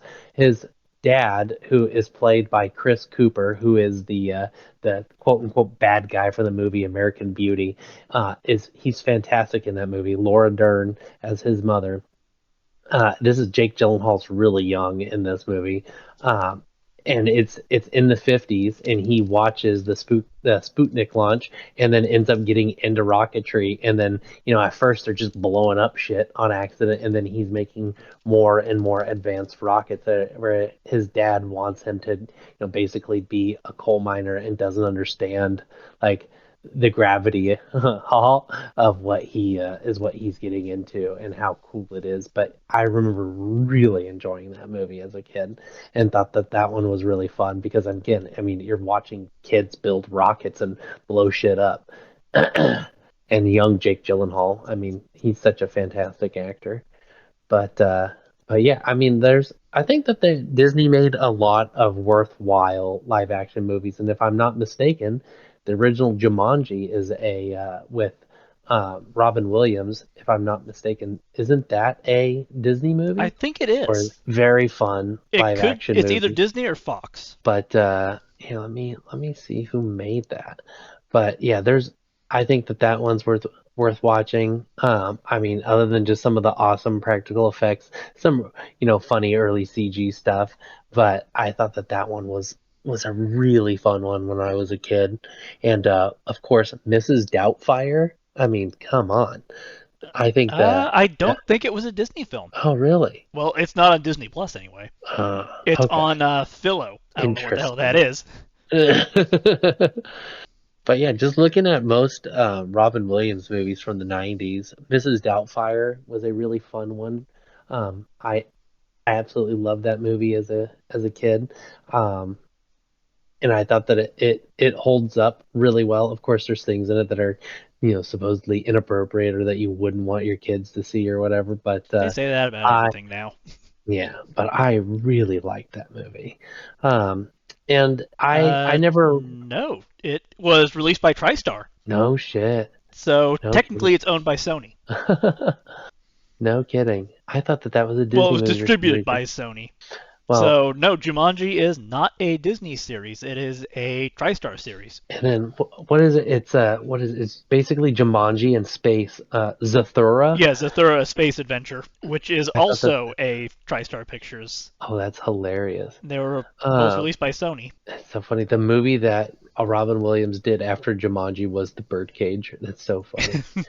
Oh, I totally forgot about this one. Do you ever see the movie Jack? It's from No. 1996, where he's the little Robin Williams is a little kid, but he grows 4 times faster than all of his kids. So he's a little kid in a big kid's body because he grows super duper fast. So it says, so here's the description. Because of an unusual disorder that has aged him 4 times faster than a typical human being, a boy looks like a 40-year-old man as he starts fifth grade at a public school after being homeschooled. So it's Robin Williams acting like a little kid and trying to like make friends with all the fifth grade kids. And there's a bunch of like little kids in it, but oh my God, Jennifer Lopez is one of his teachers. It's got Bill Cosby as like his therapist, but this is Bill Cosby from back in the day. This Yeah. is before we knew all that stuff about him. But yeah, I really enjoyed that movie as a kid because it Oh, was here's just like a. I don't know if I remember parts of this movie. Bed Knobs and Broomsticks. It was one bed of the animated slash live action films. bed knobs and broomsticks. Never even heard. Here, let me look. 1971. It's a Disney film with Angela Lansbury and David Tomlinson. No shit. And it So was one of the final films to be produced before Roy died. no So the last shit. Disney who actually was a owner of Disney name died just after this film. Dude, that's Angela Lansbury from Murder She Wrote. Yep. That's rad. Dude, no, I've never heard of this movie. I'm not as familiar with the older Disney products. I mean, Yeah, uh, it's combined. It's kind of like how they did Mary Poppins with the whole live mhm, action thing and then the animation. Like they put live uh, action characters in animated backgrounds. no kidding. Yeah, it's kind of like that. That, dude, Which what there's about? another one for you. Who Framed Roger Rabbit? Oh, don't get me started how badass that movie is, dude. I loved Who Framed Roger Rabbit. That movie That is an freaking amazing kids rules. film. Oh And man, it's and of probably one course of the because best live action animated films there ever has been because they literally treat everything like it's animation and they go by animation rules. and you get Doc Brown as the bad guy, who's actually a tune all along. When I God, what killed your brother, I sounded just like this! and his eyes are bugging out. Yeah, dude. And like But the actual killing on screen of an animated shoe. What what are It's they with the called? dip. The Dip. Yeah, The Dip, dude. Oh my god, dude, that movie And rules. I love the clause that the whole reason you keep seeing like Bugs Bunny and Mickey Mouse together and Donald Duck and Daffy Duck together. All their scenes have to be any scene that had one character had to have the other for the same amount of time. Yes. That was the Um, stipulation clause to have Disney characters and Warner Brothers characters together in one film. which is so cool because again, you will not see that anywhere else. Nope. And it's only going to be that movie. And it's just such a fun And the movie. way they do it And is always great. Because I mean, you have dude, Daffy Duck and Donald Duck playing dueling pianos. and plus who doesn't want to as a child look at freaking as a male child look at Jessica Rabbit. Oh, I mean, dude, you're just like, dude, this goofy rabbit has this chick. What the fuck am I doing with my life? Hey, some women like good humor, Oh God, dude. and that was Yeah, literally that's her like whole reason is he makes me laugh. Oh, dude, here's a classic one from the 70s that I know that you've seen is The Rescuers. That's a Yes, the the rescuers rest and the rescuers down under. yeah. Miss Both of those Bianca, movies. another very very attractive mouse, and Uh, Bernard in does case get with her anybody in the second forgot, film. I'm happy about that part too. in case anybody forgot that this is a podcast with a furry. Hey, Disney had Yeah. some great mice gals, and you had Miss Yes, Kitty, you have Gadget Hack Wrench, you have Miss Bianca. dude, I am absolutely on board with the fact that what is the name? Do you remember the name of the mouse who sings "I'll Be Good to You" in? Yeah, Miss Kitty. Oh, that is Miss Kitty. That is Miss It's, Kitty. it was very confusing for me as a boy seeing that scene. Oh man, but yeah, those the Rescuers and the Rescuers Down Under, both of those movies rule. I mean, if we're gonna talk some more Disney movies, that I love, and this one is live action. Of course, the Willy Wonka movies, but Hocus Pocus. I thought that I really enjoyed those movies, and it was always on the Disney Channel. It was one of the only reasons I actually watched the Disney Channel during Halloween time was to watch Hocus Pocus, and Yeah, and that was a it good was film. considered. Yeah, it was considered like more girly or whatever, but I thought that it was fun. And plus, who doesn't like Bette Midler? I mean, Yeah. she's awesome and can actually sing and stuff. I mean, she was on the very last episode of Johnny Carson, for Christ's sake. I mean, not to get sidetracked, but my I was actually um, talking to my mom about Bette Midler the other day, and she goes, "You know what one of my favorite movies is, which I hadn't seen in a really long time, which this is not a kids movie, but is super hysterical. Have you ever seen Ruthless People with Bette Midler and No, Danny I have not. DeVito?" Oh my God, it's so funny. Danny DeVito and Bette Midler are married, and then he pays a couple to kidnap her and murder her, but then they don't do it because they end up liking her. It's a very, very funny movie, and it's from 1986. It is hysterical. And I was like, dude, that's gonna be one that I'm gonna have to watch here again one of these days. I just remember thinking that movie was so funny, but I mean, there are so many great kids movies. How about here's a live action one that is not Disney. The Mummy movies. Oh I yes, I Brendan love. Fraser's The Mummy. Yes, apparently they're going to be making a fourth one They with are making a Brendan fourth one. Fraser. They are Yes. currently making it. Yes, They are currently making it. I just heard yes. that they were going to make it. Oh, As that's far as I awesome. know, they are currently making it, and he is getting like way back in shape for that film. Oh, I would hope so. I saw him in The Whale, and he was looking a little Yeah, rough. I'm just kidding. I know that they put him in a lot of prosthetics to make that movie or whatever. But yeah. We yes, still had to gain a uh, ton of weight for that film. so the reboot of Universal's Mummy franchise: Brendan Fraser, Rachel Weisz, Oded Fur, and John Hannah. Oh, fucking awesome, dude! They're bringing back all the main people. I never actually watched the third Mummy movie, The Tomb of the Don't. Dragon Emperor. I will say, watch the first one and stop there. Well, I remember liking The Mummy Returns. Well, The Mummy I Returns mean, is a good again, film. One and two are fine, but then you get the Scorpion King and the Dragon Emperor. It's like, what the hell are you doing? yeah, the Scorpion King is dopey, and the very end scene where they in The Mummy Returns where they fight the CG spider guy. It's like they should have just had him fight The Rock or Yeah, whatever. Would have made a lot more sense. But yeah, that. it's so funny because my what is the word that I'm looking for? M- who I saw Oded Fur in those movies. That was the very first time I had seen him. Besides when he plays the main gigolo in Deuce Bigelow, male gigolo, and he's the bad guy, quote unquote, in that movie. It's just so funny to see him as that. And then, of course, for Resident Evil fans, he was Carlos Oliveira in the third Resident Evil Extinction movie. But but I'm like, dude, this guy should be in more movies. I always liked him as an actor, but I loved the Mummy movies growing up. I mean, I just thought that they were Well, they're fun adventure super fun. movies. hmm Like in the vein of some, of like Indiana Jones, that sort of stuff. Yeah, Those, it kind of was like a spiritual thing to Indiana Jones, a homage. yes, very fun movies, just absolute classics. But where is there was a list I was looking at. There's fun other. Oh, dude, I remember when I saw this. I was gonna bring this up to see if you've ever seen it. Did you ever see the Macaulay Culkin classic? No, not Home Alone, even though that's really great for kids. The Page Master.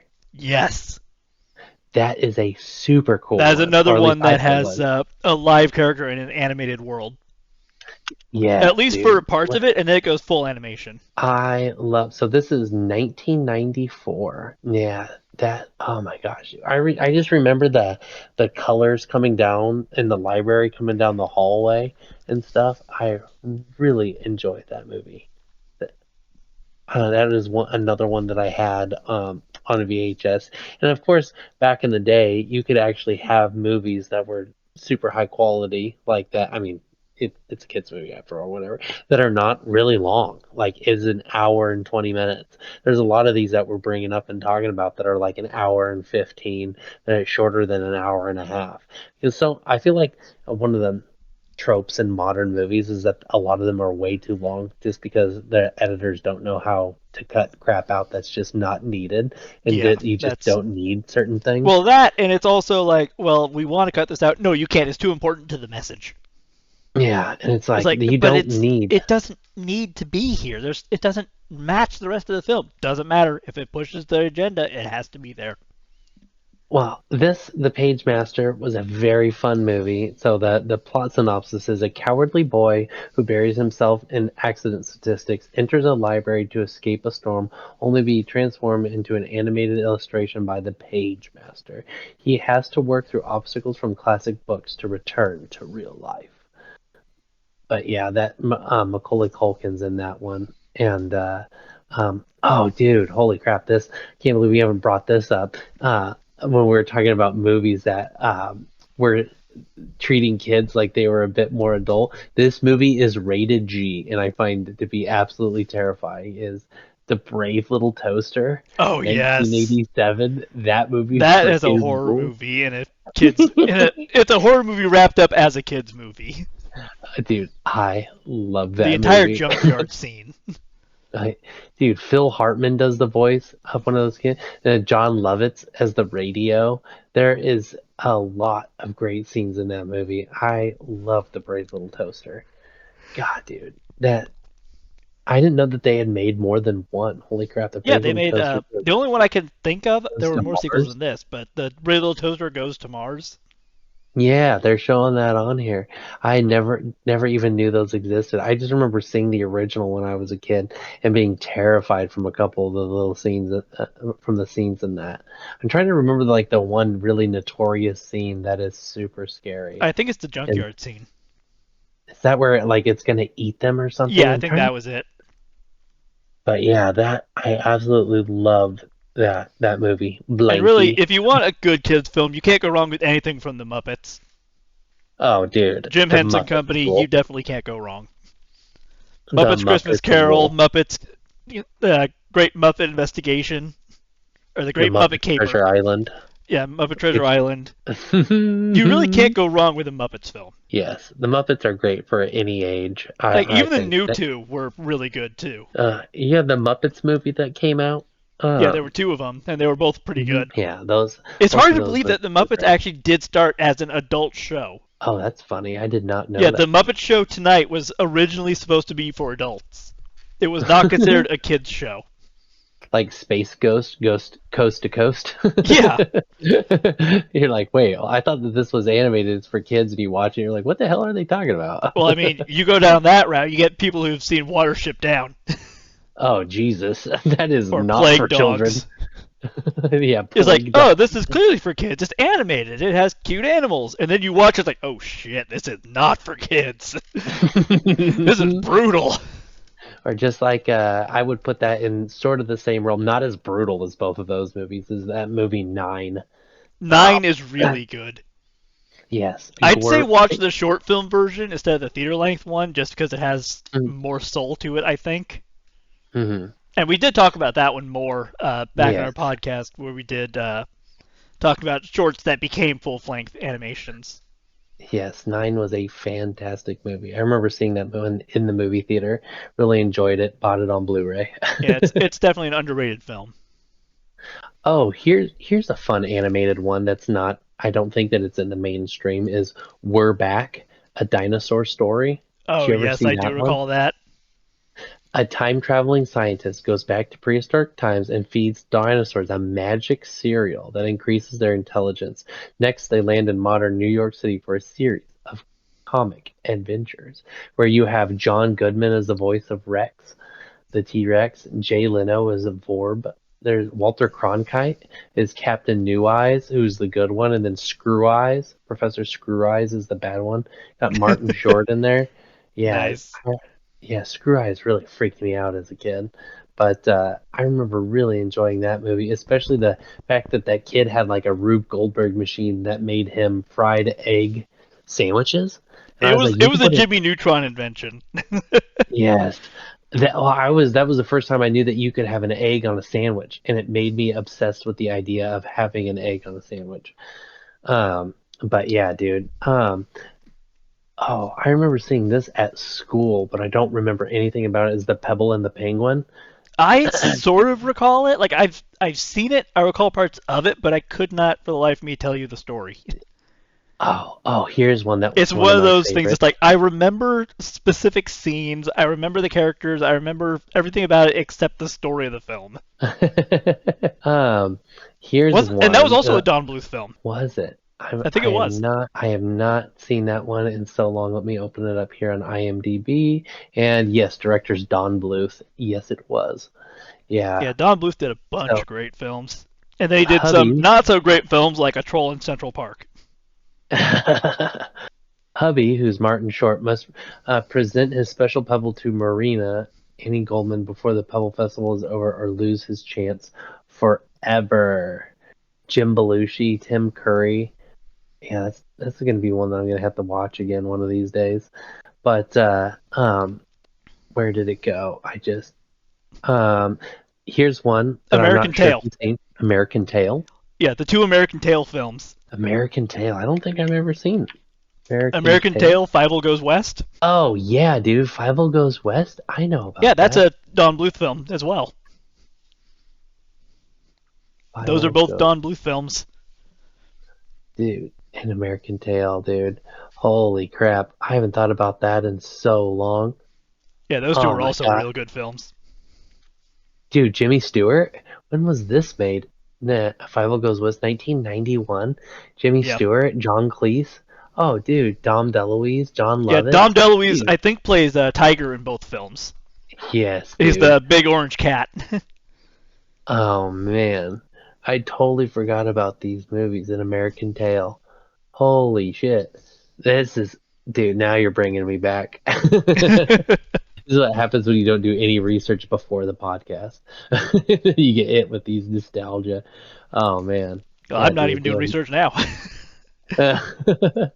Um, but here's one that I remember really enjoying back in the day that I wish I had got to. I remember seeing it like once when I was a kid and then wanting to see it more. And then um, I had brought it up in conversation to somebody in high school and they go, I have that movie. And I was like, can I watch that again? And they were like kind of struck and they thought it was weird. But I was like, holy shit, dude, this movie rules. Is The Swan Princess? The Did you animated ever one, see? yes, that is actually a really good film. Yes, 1994, rated G. A power-hungry sorcerer curses a princess to live as a swan by day in the tale of everlasting love. I just remember thinking that that movie freaking work or freaking rules. Jack Palance as the bad guy, if I'm not mistaken, and it's Yeah, it was a good awesome. film. The animation John, and stuff for it was really great too. Like it's a very good looking film. hmm and it's been so long since I've seen that movie. But again, these are ones that I'm recalling as a child that I really enjoyed when they came out. But yeah, that one I had brought it up to a guy that we went to high school with, and he's like, "Oh, I love that movie. Yeah, I totally have that." It's like, "Oh crap, dude, this would be fun." Or so some more classics from when we were a kid. Yeah, do you remember Jingle All the Way? Yes. Dude, get your hands off my turbo doll. I'm pretty sure that's still on a lot of people's like I have to watch on Christmas list kind of thing. Dude, that movie's so funny. Yeah, Jingle All the And Way, Home Alone. For some people, it's Elf. I honestly can't stand that movie. I'm not a big fan of Elf either, but I get why people I'm watch not it. a fan of Will Ferrell. I love Will Ferrell, but not in. I love him in Step Brothers, but I do not love I him like in exactly Elf. one Will Ferrell film, and it's not a comedy. It's the movie Stranger Than Fiction. Oh yeah. Oh, I know. I saw the porno version, Stranger Than Friction. No, I'm kidding. And That movie is actually a really good movie. it's not a I like Stranger comedy, Than which Fiction. is I think that's probably why I like it more because he's not being some over the top idiot. I do like. I Will Like I Ferrell. will say, I liked Will Ferrell when he was on SNL. I liked his stuff from then. But as soon as he got into like mainstream movies and stuff, it's like this just doesn't work for me. It's too over the top for me. I like him as like Frank the Tank in Old School. I thought he was really funny. Of course, Step Brothers really tickled my funny bone. The very first time I watched Step Brothers, I didn't laugh the entire movie. And then I had a friend though, who had actually in high school he had come back from serving over in Iraq, and then was like, "Oh, dude, we are obsessed with this movie. We all watch it all the time." Blah blah blah, and he showed me, and then we watched it again, and it for whatever reason really tickled my funny bone, probably because him quoting it, and now Step Brothers is one of my favorite comedies of all time. It's so retarded and over the top, but I love that movie. But yeah, him and Elf, I mean, they showed that in school all the time. Yeah, Was they show it not a all big the fan time of it. on TV during the winter. Yeah, I'm I not mean, I not a can big guarantee fan. it's probably on channels already right now. And it's But probably out on of like ABC or something. Of course, of course. But did you ever see? Let's bring up Macaulay Culkin again. Did you ever see Richie Rich? Yes. The live action one Yeah, I is saw the live dope. action one. That was pretty good. Dude, when his butler has a line in that movie that I still use all the time. When he goes, "Yeah, there's something on this door handle," or he's like, "There's something here. It's slicker than snot on a doorknob." I just love that analogy. It's so funny. Totally cracked me up. But ooh, dude, if we're gonna go because we've been talking about standard animation, which isn't as there's a lot more CG and stuff now, but early CG movies, A Bug's Life. A I Bug's remember Life that. and Toy Story, both Pixar Mhm. films. So, A Bug's Life, and do you remember the movie Ants that Yes, I came out remember it around the being like the same time? adult version of Bug's Life. Yes, Because you had A I remember Bug's watching. Life, which was about Flick the Inventor, and then you had Ants, where it's like World War II, where they literally have like a whole reenactment of the D-Day beach landing.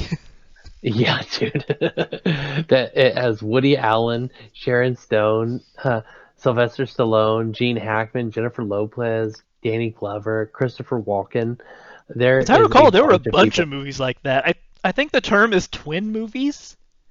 like Volcano and Dante's Peak Yeah, that they came out at they the come out at same the same time. time and they're about essentially the same thing, Yeah, dude. but they end Ants. up being two completely different films.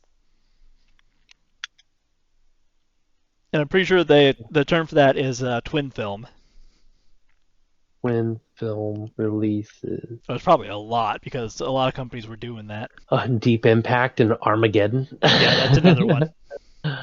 Oh my gosh, that's hilarious. Not to get sidetracked. on all these, but We had a track. I mean, we're supposed to be talking about kids movies. Well, family films. It doesn't specifically need to be kids movies.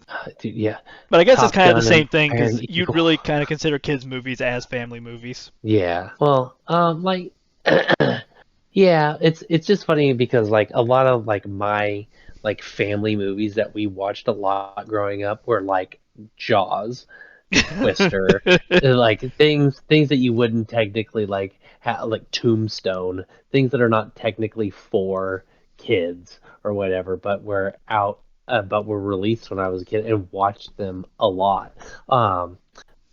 Dude, twin movies, Braveheart and Rob Roy, dude, both those movies freaking rule. Oh god, I got to get off of this article. I get distracted the whole rest of the time talking about twin movies, Yeah, but that as far as I recall, that happens a lot in animated films too. and it's just so funny that they had. I just remember thinking that was so strange that they Especially had. between DreamWorks and Disney, because DreamWorks was considered like the anti-Disney for a long time So because it was funny. like more hardcore than Disney was. It was they Hmm. were a little more edgy. Yeah, because Disney was like the mainstream, especially when we were kids. Because in the '90s, I mean, they were just banger after banger after banger. And then They had 2010 so many. happened, and it kind of started going downhill. Yeah. You know, the one that I've never seen, but I've heard good stuff about it, like the last of the new Disney princesses, was because I don't know if they consider that The girl Princess from and the Frog. yeah, I have not seen that one, but That's I've a pretty heard good good one. things I about will it. say that is a good film, but specifically because the animation for it is incredible and the main female character isn't a girl boss. Well, I Well, like just she remember kind of when it is, but had. her whole dream is I want to open a restaurant. I've never watched that movie, but I remember it being kind of controversial when it had come out, and I don't even want to touch on why it was controversial because it's so stupid or whatever. But like It's always it just stupid didn't like that. really appeal to me because it was like what's the word I'm looking for? Just because it was like Louisiana, like New Orleans type, what's that Cajun Yeah, stuff, and Cajun. which just didn't really like that stuff never really appeared and like the And now you're voodoo playing and all Hunt that all the kind of time, which is Louisiana, yes yes southern down in the gothic bayous. type shit. But yeah, never really appealed to me or whatever, and it was probably I had probably aged out of those movies Yeah, by then, but but she was like, here's like I'm going off on a tangent again, but a lot of the Disney princesses aren't princesses at all. well, that's what I was gonna ask. Was the girl from the Atlantis movie? I'm pretty sure she is Yes, a she princess, is but technically a princess because she is well, she's technically a queen because she's a ruler of the kingdom. yes, Because her but is she father dies considered a and she Disney inherits the princess? title of queen. Okay, Disney, but is she considered a Disney princess though? No, Princesses. Mulan, for some goddamn reason, is considered a Disney princess, even though she's never a princess. She's not even an empress. She's the Okay, so wife of a general. that's so funny. So here, the 13 official Disney princesses are Snow White, Cinderella, Aurora, Ariel, Belle, Jasmine, Pocahontas, Pocahontas doesn't Mulan. make sense. She's the daughter Yeah, of a chief, but that doesn't make her a princess. That just makes her the yeah, daughter of a chief. yes. And Belle is, I mean, she Well, is she a does poor marry French into girl. royalty. She marries Beast. Oh, yes, She marries Adam at the end of that film. Mulan, See, Mulan doesn't Tiana, make any sense. Mulan isn't royalty in any form, and neither is Shang. He's a and plus, general. and plus, you know, they made a man out of her, if I'm not mistaken. There was a whole song about it. Rapunzel, Rapunzel makes sense, Myriad, yes. Merida, Uh, Merida. Merida, yeah, she's from Brave. Oh, the redheaded girl from Brave. Okay. Yeah, the one whose mom Um, turns into a bear. yes. And yes, she is a Moana. princess, even though Scottish royalty. I'm not really sure what you'd really call them princesses. I'm just glad that they have redheaded characters because Jesus, they get rid of them. Well, you If had Ariel, yeah. and now Oh, she's I know. black, so go figure that one out. Yeah, back in She's the no longer day. the Red Sea, now she's the Black Sea. Moana and I don't know about Raya. Moana, but that's also because I never really watched that movie. But again, I think it's the I same argument as with Pocahontas, where she's the daughter of a chieftain. She's not the daughter of a king. Raya and the Last Dragon? What the hell is that? I've never even heard of this movie. I know And that film. I know the dragon. I've seen a lot of stuff of her. Oh Jesus. But no, I have never even heard of this. This is 2021. Yeah, What not the too long hell? ago. Yeah, Ryan. And there is a She's the sequel being made. what the hell I is think her this? name I've is never even Sisu. Sisu. interesting. Yeah, I've never watched that Yeah, I one. didn't She's watch it either. considered a Disney princess I in the guess. same vein as fucking Ariel and Belle and Jasmine and Snow White and Cinderella and Aurora. I Well, they mean, also come throw on. Pocahontas and Moana in there, and neither of them are princesses, so go figure that one out. Mulan definitely is not a princess. She's not even I mean, daughter of an emperor. frickin' Tiana and Rapunzel, I will give you. I'm Well, totally fine Tiana with and that. Rapunzel marry into. Well, Rapunzel is royalty, Yeah, but but but Tiana marries into royalty. But he's also no, he is still a princess. That does make her a princess. well, Tiana's actually she actually is a princess if I'm not mistaken. But not, like No, even if she's a you weren't restaurant gonna owner. go by, but she, But she but marries like Prince Naveen, who is a royal prince by royal blood. I've never. But it's like then why aren't they? If I'm not mistaken, isn't Frozen a Disney property? Yes, technically Anna is considered a Disney princess, but Ella or Elise is not. Elsa is not Yeah. because she's a Right. queen. But they're not considered one of these main Disney princesses. What the hell? Well, That's crazy. Disney has been And very weird about movies that make a couple $1 billion and then they ignore it. but Raya is that's so. Okay, for official versus unofficial, the Disney Princesses franchise is a marketing brand that includes a select group of characters and does not include every princess from every Disney film or series, such as Anna from Frozen or Kida from the Yeah, Atlantis: The Lost yeah, Empire. Kaida or Kita. That's crazy. The lineup draws from fairy tales like Cinderella, folk tales like Pocahontas and Mulan, and original stories like Brave, Moana, and Raya the Last Dragon. What the fuck? You can't be. I don't know. Yeah, That's just. I Disney find does that not very make any strange. sense in how they list things. That's nuts. I mean, And remember, this is also the that, company that, until practically last year, had absolutely no Zootopia stuff in the U.S. except for like maybe some books and some plushes, and that was it. If you wanted anything to do with a $1 billion movie from, you had to go to Shanghai parks, dude. where Okay, Judy hold and on. Nick are park characters. Not to get distracted by this whole Disney princess thing, but this is crazy. Now, I see a list from Disney officially of the ages of these princesses. Okay, the youngest is Snow White, who is 14, Yep. and the oldest is Tiana, who is 19. So you have Jasmine is 15 years old. That's crazy. Ariel is 16. Aurora is 16. Mulan is 16. Moana is 16. Belle 17, the only 17-year-old. Pocahontas is 18, Rapunzel's 18, Cinderella's 19, and Tiana's 19. So That's over half of crazy. them are underage and married. That's crazy. I didn't know that they were that young. I But I again, think they only are for Disney, but the actual like storytale versions of them aren't. that's wild. Then again, the I just original think fairy tales are insanely dark. I find it crazy that they would put this Raya chick on there or whatever and not have the two chicks from Frozen. I think that's wild. Well, remember, Like only I one of would. them's a princess, the other's a queen. Well, I mean, I know, but I mean, not like strict stipulation wise. Like out of Disney characters, it's like really nobody's freaking heard of this Raya character or whatever. I mean, it's probably my own personal bias or whatever, but seriously, everybody who had a child around that age when Frozen came out, I mean, that's She nuts. is technically a warrior princess. What? Oh, so this picture that I'm seeing, what is Wreck-It Ralph? Is that a Disney movie? Yes, I think that is a Disney movie. What is the Well, name of more the specifically, Sarah? Princess Vanellope. Yeah, Vanellope, Sarah Yeah, who is Silverman. a Yeah, princess. yeah, she's not considered one of the official Disney princesses. But then again, I'm That's not sure that's crazy. a Disney film. I don't. That might be a either DreamWorks or an Yeah, well, Illumination film.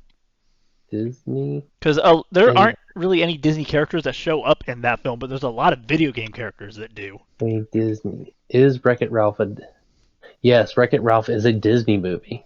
No shit, release it. Huh. Um, It Good was full name. produced by Walt Disney Animation Studios. Release Walt Disney Pictures distributed the film.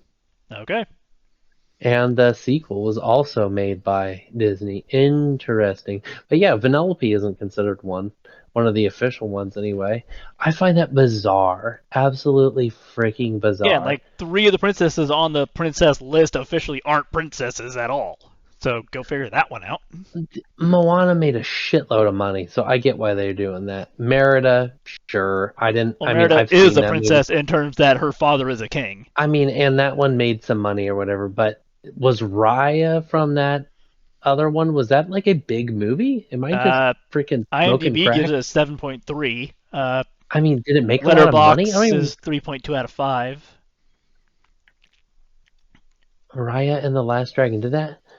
Uh, um, Uh, did not meet box office expectations due to a combination of pandemic-related issues, simultaneous because it was. release on Disney Plus for an extra fee, and a major Huh. lack of theater chains showing it. So technically, it was not successful, No wonder. but it was also The released during the pandemic, and Disney Plus was doing that whole bullshit thing where they were simultaneously releasing stuff in theaters and streaming, and then charging people to pay more for streaming. That's crazy. The film was twice delayed from its November 2020 release due to COVID-19. That's probably why. The film became the third most streamed film of 2021 and grossed 130 million worldwide. Interesting. It was nominated for several accolades, including Academy Award nomination for Best Animated Feature. Are you fucking kidding me? Maybe I am out of touch. No, maybe it's not. Maybe it's that Principal Skinner meme. Yeah. No, it's not me who's out of the touch. It's the children. Well, I mean, Oh man. Sisu's dragon archetype is the classic Chinese dragon, so Yeah. Well, I guess they it would have the done better in China or in Asia than it did in the U.S. they have almost the entire cast is Chinese or Chinese American, so I don't doubt that at all, It probably did and it fairly probably well did. over in China. Yeah, but I mean, wow, I don't know. I guess I'm giving it less credit than it deserves. I've never seen it, but it seems bizarre Well, the that stuff I've that. seen has not been in the film, and Disney would definitely not acknowledge it. Oh, good lord. Oh, dude, here's a movie to get us off the Disney train again. That I was a big fan of as a kid. I'm not sure if it's kid appropriate, but I mean, I watched as a kid and loved it. Is Big Trouble in Little China? Oh yes. I don't know Dude, if that would be a that kids film, but it's definitely a family film. 1986 action comedy, super hilarious. Kurt Russell, Dennis Dunn, Victor Wong, James Hong, um, Kim Cattrall. There's a lot of Susie Pie. I think is the Asian lady with green eyes. Fantastic movie. I love that movie. I think it's very fun and that it's all takes place in Chinatown. But yeah, dude, I wanted Well, I to mean, get why a else would it be called Big Trouble in Little China? but yeah, Chinatown in San Francisco. But you can actually get a high quality action figure of Jack Burton, the Jack Burton character, which I want with a Tech 9 and a knife to sit on my Nice. desk. Well, my coworker has one of his character from The Thing. And I was like, dude, I need to get Jack Burton from Big Trouble in Little China, and then we could have action figure fights like we're little kids. Oh, look who showed up. Only an hour Well, 47 minutes in, and we have Vatlaaw joining us. Still no, recording, I take it? We are still hell yeah, recording, we yeah. are. We're All actually right. Welcome just All back, discussing Chris. Big Trouble in Little China. I wouldn't exactly call it a family movie, but yeah, I guess it kind of is because I'd put it like at PG-13. Like you wouldn't Yeah, want little kids to watch it, but yeah, like Like, older anyone kids would that's be like fine that with it. 10-year-old age. Yeah. yeah. It was definitely something I saw as a little kid, but that's just because my family rules. I think I was definitely right around teen. I might have been 12, I might have been 10, but yeah, great movie as far as that. Cheesy B movie, outstanding movie with Kurt Russell in it. Yeah, so much fun. But Didn't and then so For the Homies do a whole discussion on kung fu films? or is that going on some other Oh, time? that was actually this afternoon, Saturday matinee with homies. They talked about kung fu movies. Okay, so that was yesterday afternoon. Sunday, excuse me. Okay, I so have a question. yeah. Is The Matrix considered a kung fu movie because of the amount of kung fu that's in it? I mean, Keanu even says, "Oh, I know kung fu." Yeah, I was going to say there was the very famous line that you just quoted as far as that. To which the reply, show me. Oh man, it's nice to have you in here. So, do you? I mean, we've been talking about this for a while. Why don't you tell us some of your favorite family movies or family-friendly movies? Well, I do have one other question on the kung fu thing. With guns, is it called gun kata or gun fu? I'll answer first here since I kind of sawed my way into this. I've always been more favored towards gun fu. I think it sounds cooler.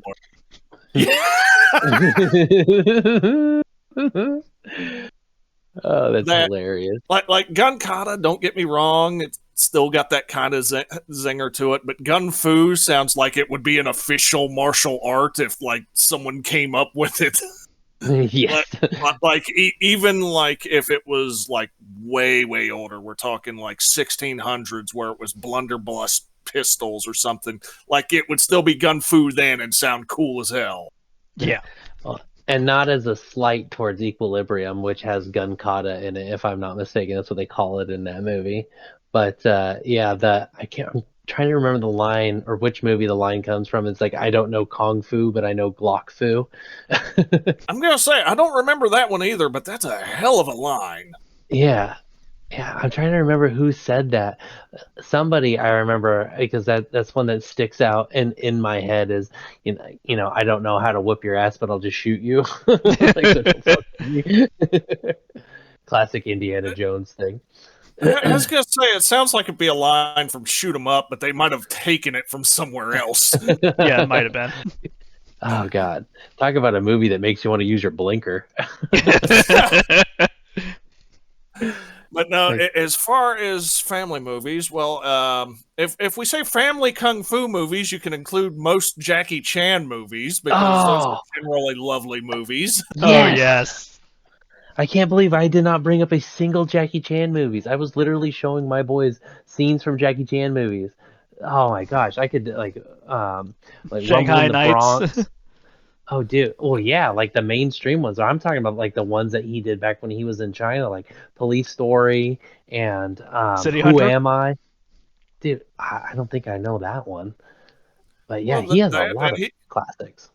That and even when he came west, because he more or less trended towards he was still doing kung fu and karate and everything else, doing his own stunts, but he teamed up with Owen Wilson for a couple movies. Shanghai Noon was great. Shanghai Nights and Shanghai Nights were Owen Wilson. That, and then he was with Chris Tucker for the Rush Hour movies, which I don't know. Canonically, I want to say there's only two of, but I know they made a third one, and well, the fourth one kind of might spring up out of the ground, but I'm not. I actually brought that up on Thursday. Like, I think Chris Tucker and Jackie Chan have enough clout to where they will not allow a writer to make them look stupid because they both have enough clout to say, no, I'm not doing that if it comes to it. Yeah. The part that brought up that was countering that is Jackie Chan is old now. Yeah, like, he's old. in the 70s. Like he shouldn't be doing his own stunts old. Yeah, he is in his 70s, if I'm not mistaken. Yeah, I think he's like 71 or something. Regardless, I think his legacy is set, and even like the legacy of Rush Hour is kind of set in stone to where nothing they do now will ruin Rush Hour 1 or Rush Hour 2. And if Rush Hour 4 is bad, it'll just be looked like, oh, well, they were past it by then, and it was a paycheck, and it kind of gets scoffed off. But if it's really good, then hats off to them. Yeah. As for more family movies, I'm assuming, well, it's did you do like young age family, or are we talking like we mostly went like a Disney, Don Bluth, stuff like that. Yeah. A lot of like the animated stuff from the 90s. But we also Pixar before Disney. There's stuff like that. Then there's obviously the actual Disney and the fairy tales region of it. Yeah, we were already. We went through the princesses list. Okay, Red. From that list, tell him the names again, and tell me who does not belong on this list. Okay, so let me look that back up again. Yeah. Disney the official Disney princesses list. All right. Well, you're looking that up. The more the family movies that I saw growing up, granted, we're all of a, well, let's say not young significantly anymore. I grew up with 80s movies, so like Spaceballs to my family qualified as a family movie by the time I had seen it. We did bring that up. We brought up, as a family film, you could definitely put in like Spaceballs and Robin Hood Men in Tights. Yeah. On top of that, like... But you couldn't do like Blazing Saddles. Yeah, it branches off to more or less John Candy movies. The Great Outdoors and Uncle Buck were staples. Yeah. Yes, Uncle Buck rules. Oh man, that's awesome.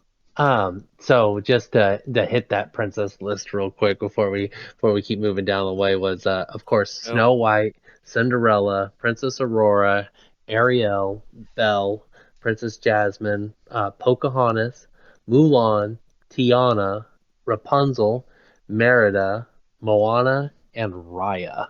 Who? Exactly. Raya is apparently from Raya the Last Dragon. And the Last Dragon, yeah. It came out in 21. Yeah, 2021. I am unfamiliar with this movie's existence, let alone this princess. I am very familiar with the dragon from the movie. It's hilarious. But anything I have seen of her is not something Disney would approve of. I said literally the same it's thing. To that guy. Yes. She's also an Asian-style dragon, so she's a little bit more of a danger noodle than a dragon. That is on the Fireside Chat After Dark version. We will get to that later. Yeah, a Rule 34 of that dragon. But yes, Raya, she's more popular than Rule 34. I'll put it there. I was going to say, the only dragon I could think of right now that I actually know the name of is probably Smaug. Yes. And yes, I would consider at least 3 of those. I guess you can include the Hobbit movies as well as definitely family movies. Mm-hmm. Oh yeah, Lord of the Rings and The Hobbit are definitely family films. But like out of that list, I will say Pocahontas, Mulan do not belong there, and neither does Moana. Yeah, I just find it because my reasoning is Mulan is not related to royalty by blood in any form.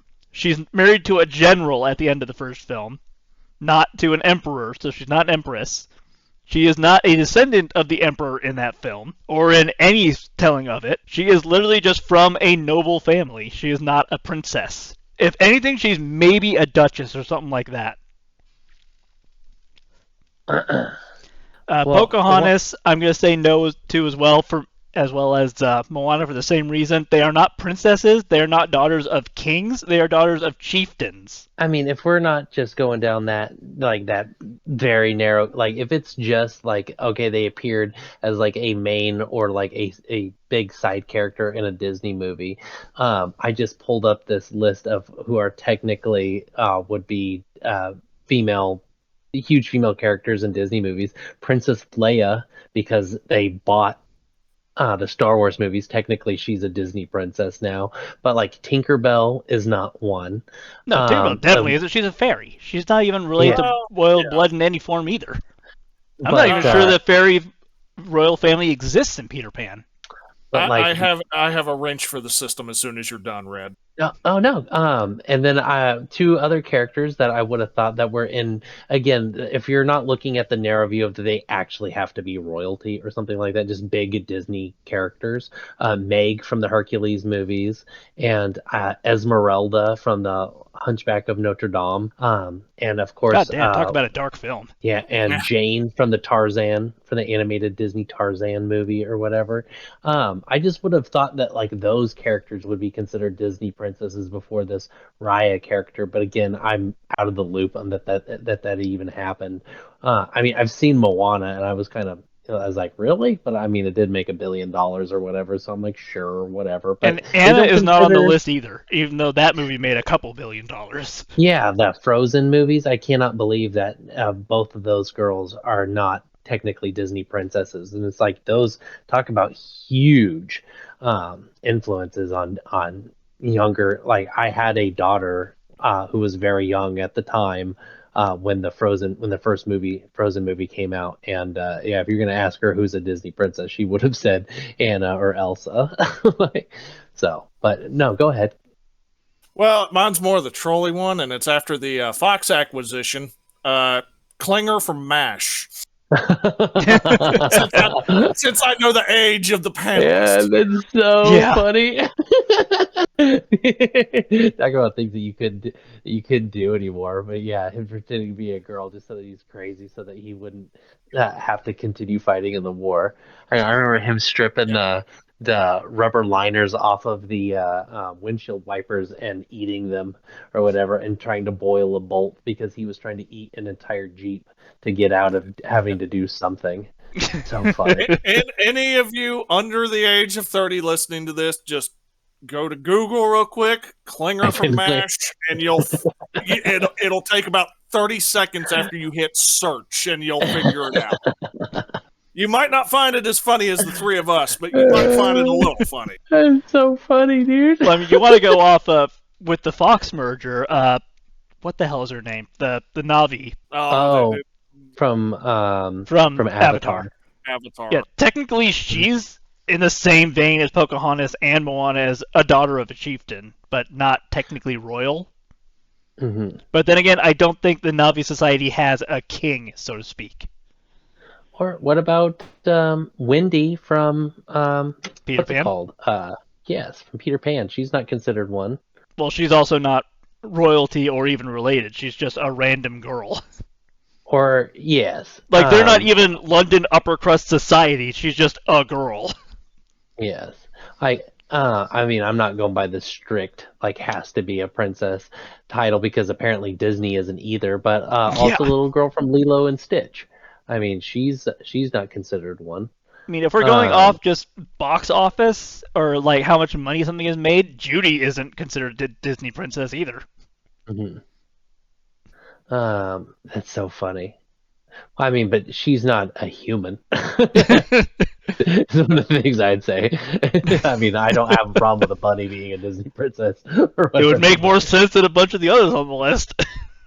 Oh my gosh. Something, neither are some of the Disney yeah. What was that line from the Snow White dissing song that was released a while ago? The only snow that's here is the line that Disney execs keep snorting. Oh, that's hilarious, dude. Okay, I just saw this infographic, and I just have to mention this.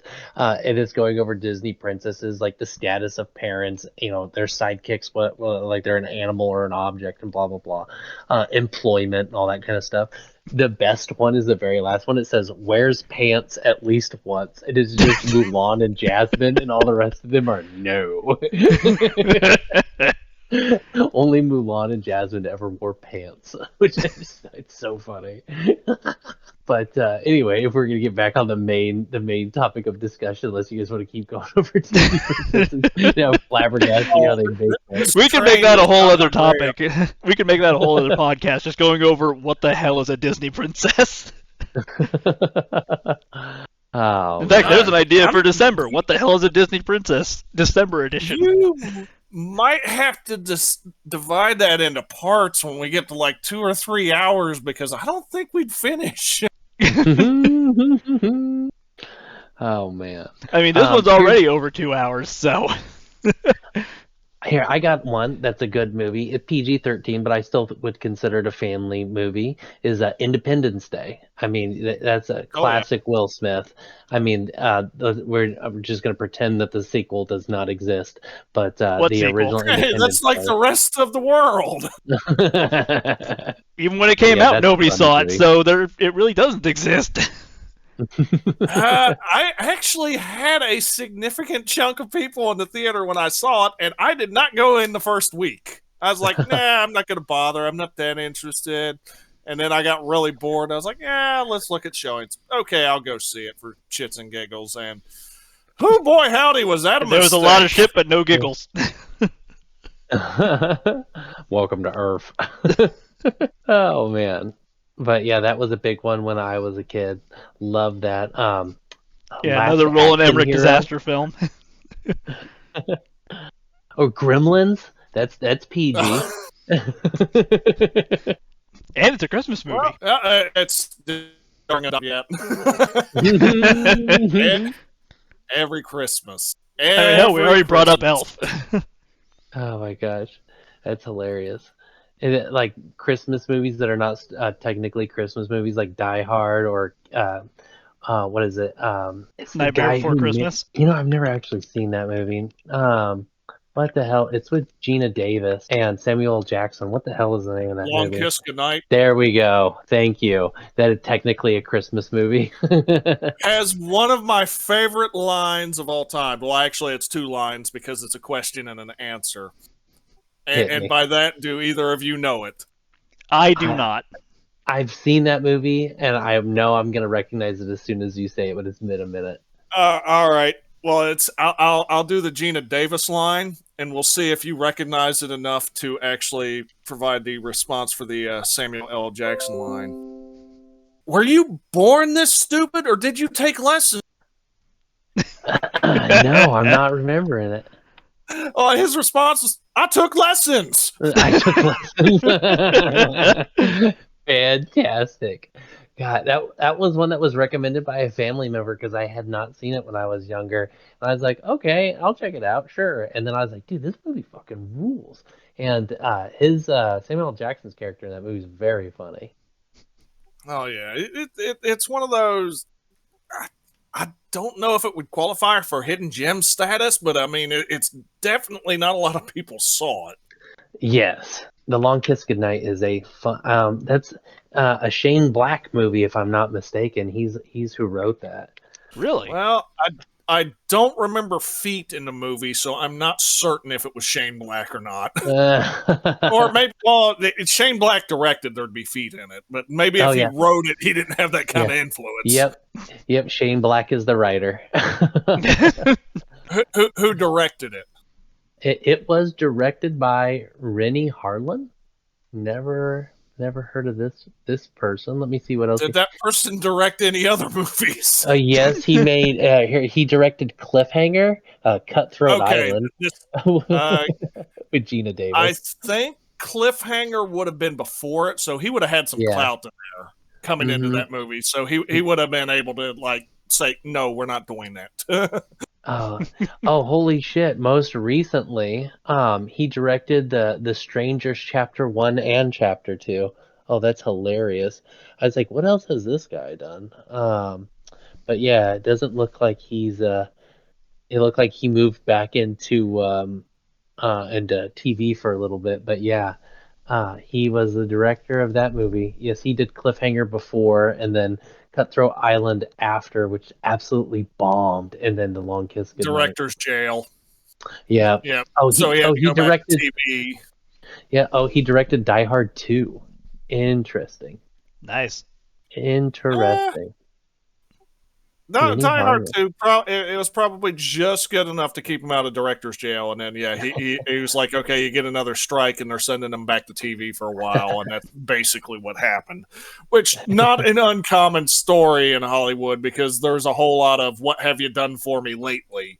Until we get up to about 2013, and then like the people who were up at the top stayed at the top. Yeah. Gosh. You know, it's funny that we brought up Shane Black because, of course, he made the worst Predator movie or whatever, and he was in the original. But he also wrote one of my favorite movies to come out in the 2010s, which was The Nice Guys. I love that movie and thought it was so well written and so funny, and it's very indicative of like his writing style because he wrote all the Lethal Weapon movies, but he also wrote The Long Kiss Goodnight, and then another one of my favorites, Kiss Kiss Bang Bang, with Robert Downey Jr. and Val Kilmer. That movie's hilarious, and if you like his writing style, it's very fast and very witty. both really good. Not really movies for family movies or whatever, unless you're part of my family, in which we don't watch shit like this. I would have this absolutely would have been a movie that I watched growing up with my parents, but again, they let me watch Predator when I was like itty bitty, and Terminator 2 and all that kind of stuff. I was pretty much allowed to watch whatever the hell I No, wanted. there's an entire genre that we haven't hit on. But with how long it says, we might need to make a part 2 at some point. But all the Godzilla films. Yeah, I was Like, pretty much all of them Manson, except King of the very first one, I would say are definitely, like, family films.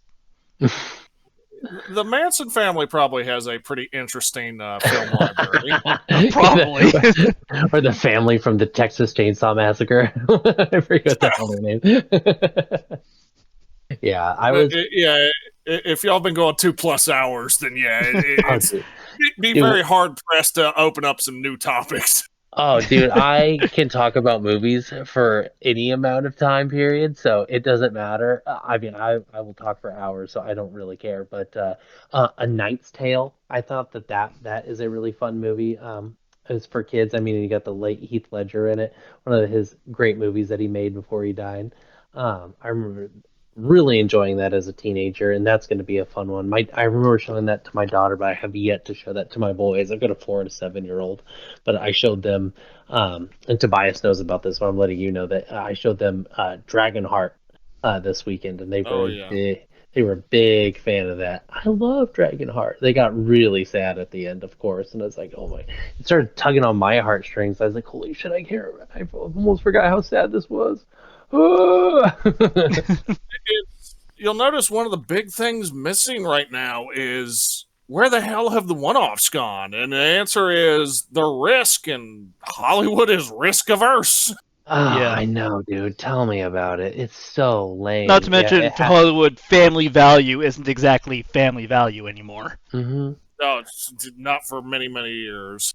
Oh, man. Which is kind of surprising when you consider how well Zootopia 2 is doing right now. Oh, it's apparently in China too, man. Well, it's already passed the 150 million mark in crazy. 4 days. And it's the one in thing terms of like 1 day selling, it's outsold Endgame. Yeah, it's the one I care about. It's knocking freaking Wicked 2 off the top spot, right? Oh yeah. Oh, thank God. That's the win. Furries are beating the witches. Though I don't mind Wicked making a little bit of money because those actresses look like they need to eat something. Jesus, they look emaciated. People are like freaking mainlining Ozempic like I mainline caffeine at this point. It's bad. It's so bad. Wouldn't surprise me at all. Yeah, and it's got that what's her face? I call her the donut licker in that because she licked that donut in a donut shop and then put it back. Ariana Grande, that girl's so strange. She's such a weirdo. She's always been weird. That's kind of the thing. Because I remember her when she was like on iCarly or on like certain Nickelodeon shows, and she always played the really weird character. Yes, 100%. It's like they were trying to do Monica from Friends without being Monica from Friends. Oh, dude, that's hilarious. Oh, dude, I've never heard about this. You know, I still got that list of movies that you had brought up earlier called Twin Films, 2 movies that are alike that came out at the same time, like Ants and A Bug's Life. I was going to say, Armageddon. I think they were fairly close together. Rookie of the Year and Angels in the Outfield. Is that on that list? That's probably on that list, yes, it is. Dude, or The Truman Show and Ed TV. Yeah, you could definitely tell which ones did better just from the names. Both those baseball movies did fairly well. Actually, that might actually be a triplet with, I don't know when Little Big League came out, but that was pretty close to the both of them. Like America for like 1 year's like, we want baseball movies again, but we want them for kids. Yep. I remember Angels in the Outfield. That's one that I still have on VHS. Yeah. The better question is, do you still have a VHS player? I used to get both of these movies, what's it called, mixed up all the time. Mission to Mars and Red Planet, or U-571 and Enigma. Oh, Oh, gee, Red Eye and Flight Plan. Yeah, they were a That's hilarious. It's really funny. You have all these twin films, and they also still fall into the family category with a lot of the stuff because they're trying to make money off the target audience by doing the same things. Speaking of twin films or twin category films that you talked about for families, did you bring up Twins? Arnold and Danny DeVito. No, but that is a great one. Twins was a huge financial success. It was the Arnold kind of family movie phase where he made Twins and then he made Junior, Kindergarten right? Cop. Yeah. We brought up Jingle All the Way, but no, Yeah. I forgot. Yeah, who's your daddy and what does he do? He really got to display a lot more range than people give him credit for. It's like they remember Predator, they remember Commando. It's like he was more than that. Yeah, they remember the movies where he was annihilating entire populations of a small Central American country. Well, what about Total Recall? I thought that he showed a little bit more range in that. Of course, it's an action movie, but I mean as far as a Paul Verhoeven movie, freaking rules and very gory and awesome. I especially love when he pulls the basketball out of his nose. That is that tracker thing. Oh yeah. Well, that actually one of my favorite songs by Austrian Death Machine. See you at the party, Richter. Yeah, dude, or Screw You, Benny from Austrian Death Machine. One of the weirdest one-liners he did. See you at the party, Richter, because no one's going to use that outside of that quote there. Dude, I love it. Yeah, he chops his arms off with the elevator. See you at the party, Richter. Without your hands. Dude, so awesome, dude. Yeah, dude, I love Total Recall. That's a fun movie. Again, I would consider that a family movie. A movie or family movie. It was when I was a kid. Manson, that's a Manson family movie. Again, my family rules. Maybe the Addams family. Well, the Addams family would at least be like gothic horror stuff. I mean, I was allowed when it came out, so let me see the release date of this. Which that's another good family film. The Addams Family and the Addams Family Values. Oh yes, great movie. So funny. See, Starship Troopers. That would be considered a family movie when I was a kid because I watched that when it came out when I was 7. Freaking rules, dude. Let's see. One of them I can remember. Granted, all right. I don't want to get too into this because I don't want to dox myself. I went to a Christian school growing up, and we had the TV on during lunch, and we would watch Sports Center at lunch. And I can remember when I was at some point in high school, Beavis and Butthead Do America was coming out. Nice. And the principal was in there, and he muted the commercial, but he did not change the channel. Oh, that's he just hilarious. muted it so we could keep watching Sports Center, and everyone had their eyes glued to the TV because the shit was hilarious. And we couldn't hear anything, and then he turned around and he ended up joking because I think he ended up seeing. He's like, anybody who sees this movie is expelled. Oh, that's hilarious. And the entire lunchroom just kind of laughed at him. Oh my God. There's actually a funny, in my family, my father was having a business meeting and had invited some people over to the house, and my older sister and my mom had rented that movie and were watching it in the other room, having an absolute spaz watching that movie, laughing their asses off, and they could not concentrate on whatever the business stuff that they were talking about at the time because they were like, what is going on in there? They were being so loud, and they're freaking watching Beavis and Butthead to America. I was just like, oh, dude, that rules. And the one thing I can remember from that is Butthead being thrown in an airplane. This is way before 9/11, so he smashes the cockpit door, flies in, lands on the throttles, and the pilots immediately get pissed. Get out of the cockpit! But you said get out! Oh, and what's even funnier is that in the original show is the from King of the Hill.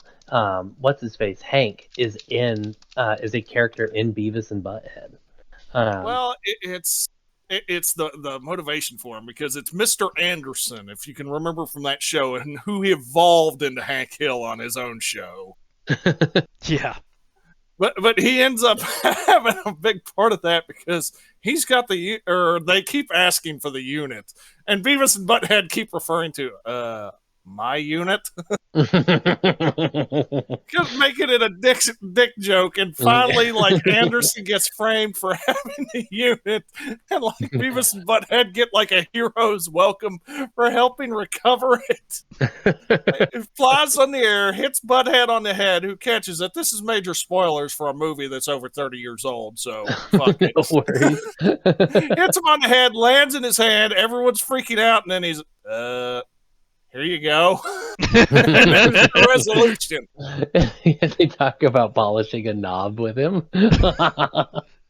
Oh, gee. If you'll remember, Bruce Willis, Demi Moore, voice actors in that movie. They played the two assassins, and I bet she paid you to come in here and do me. No, they found Bruce Willis. Oh, she paid you here. I'll pay you double to do him. And Beavis is like, we could use the money and just close our eyes and pretend. Shut up, dumbass. Dude, oh my gosh. That is hilarious. I totally forgot about that. It's been so long since I've seen any Beavis and Butthead. I remember they opened up I think it's the third or the fourth Jackass movie. I think it's the beginning of the third Jackass movie. They did a Beavis and Butthead skit because they had Mike Judge bring him back because I think it's the third one because they're talking about it being in 3D, and then Butthead puts on the 3D glasses and he's like, "Oh my god, it's like you're coming right at my face." He punches him in the head. It's awesome. I will say this. My dad, who's up there in years, this is probably, 8 or 9 years ago when, it might not be that long, when the newer Beavis and Butthead movie came out. Mm-hmm. I showed him like the short clip that Beavis and Butthead went over about white privilege, and he was laughing his ass off as like a guy in his upper 70s.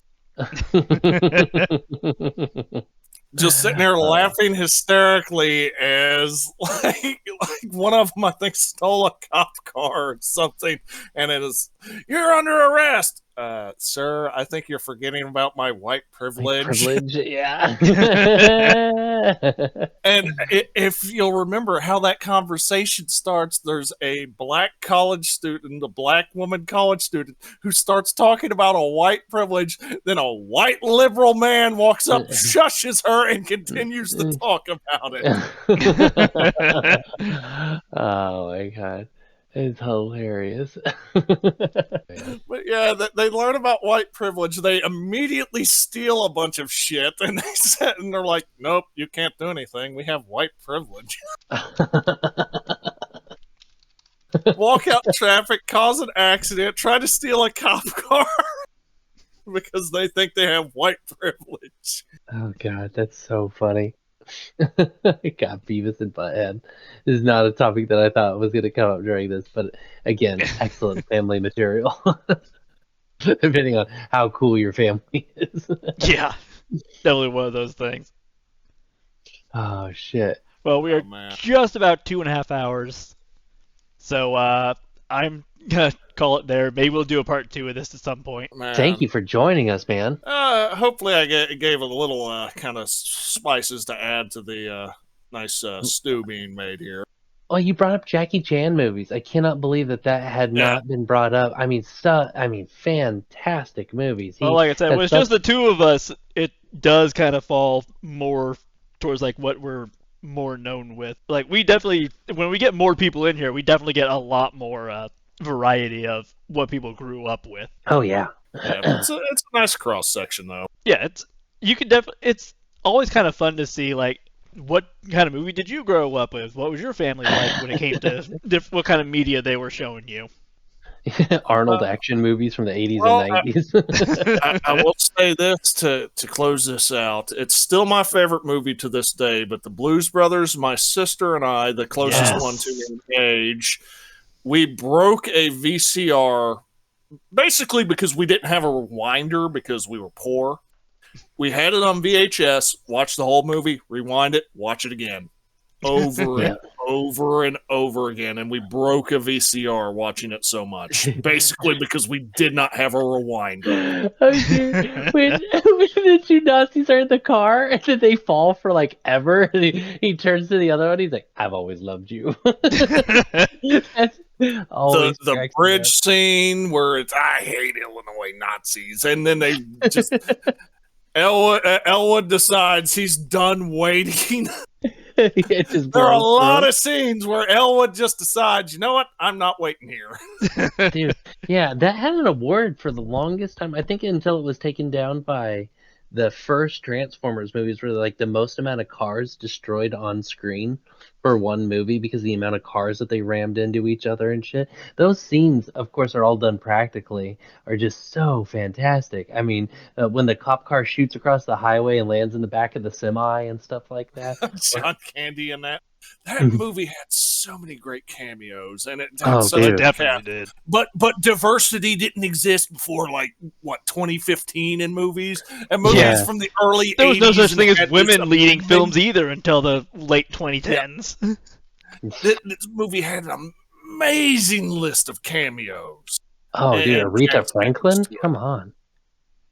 Not just Aretha Franklin performing on the yeah. music, on the music, Nice. on the movie. That is incredible. Oh man, yeah.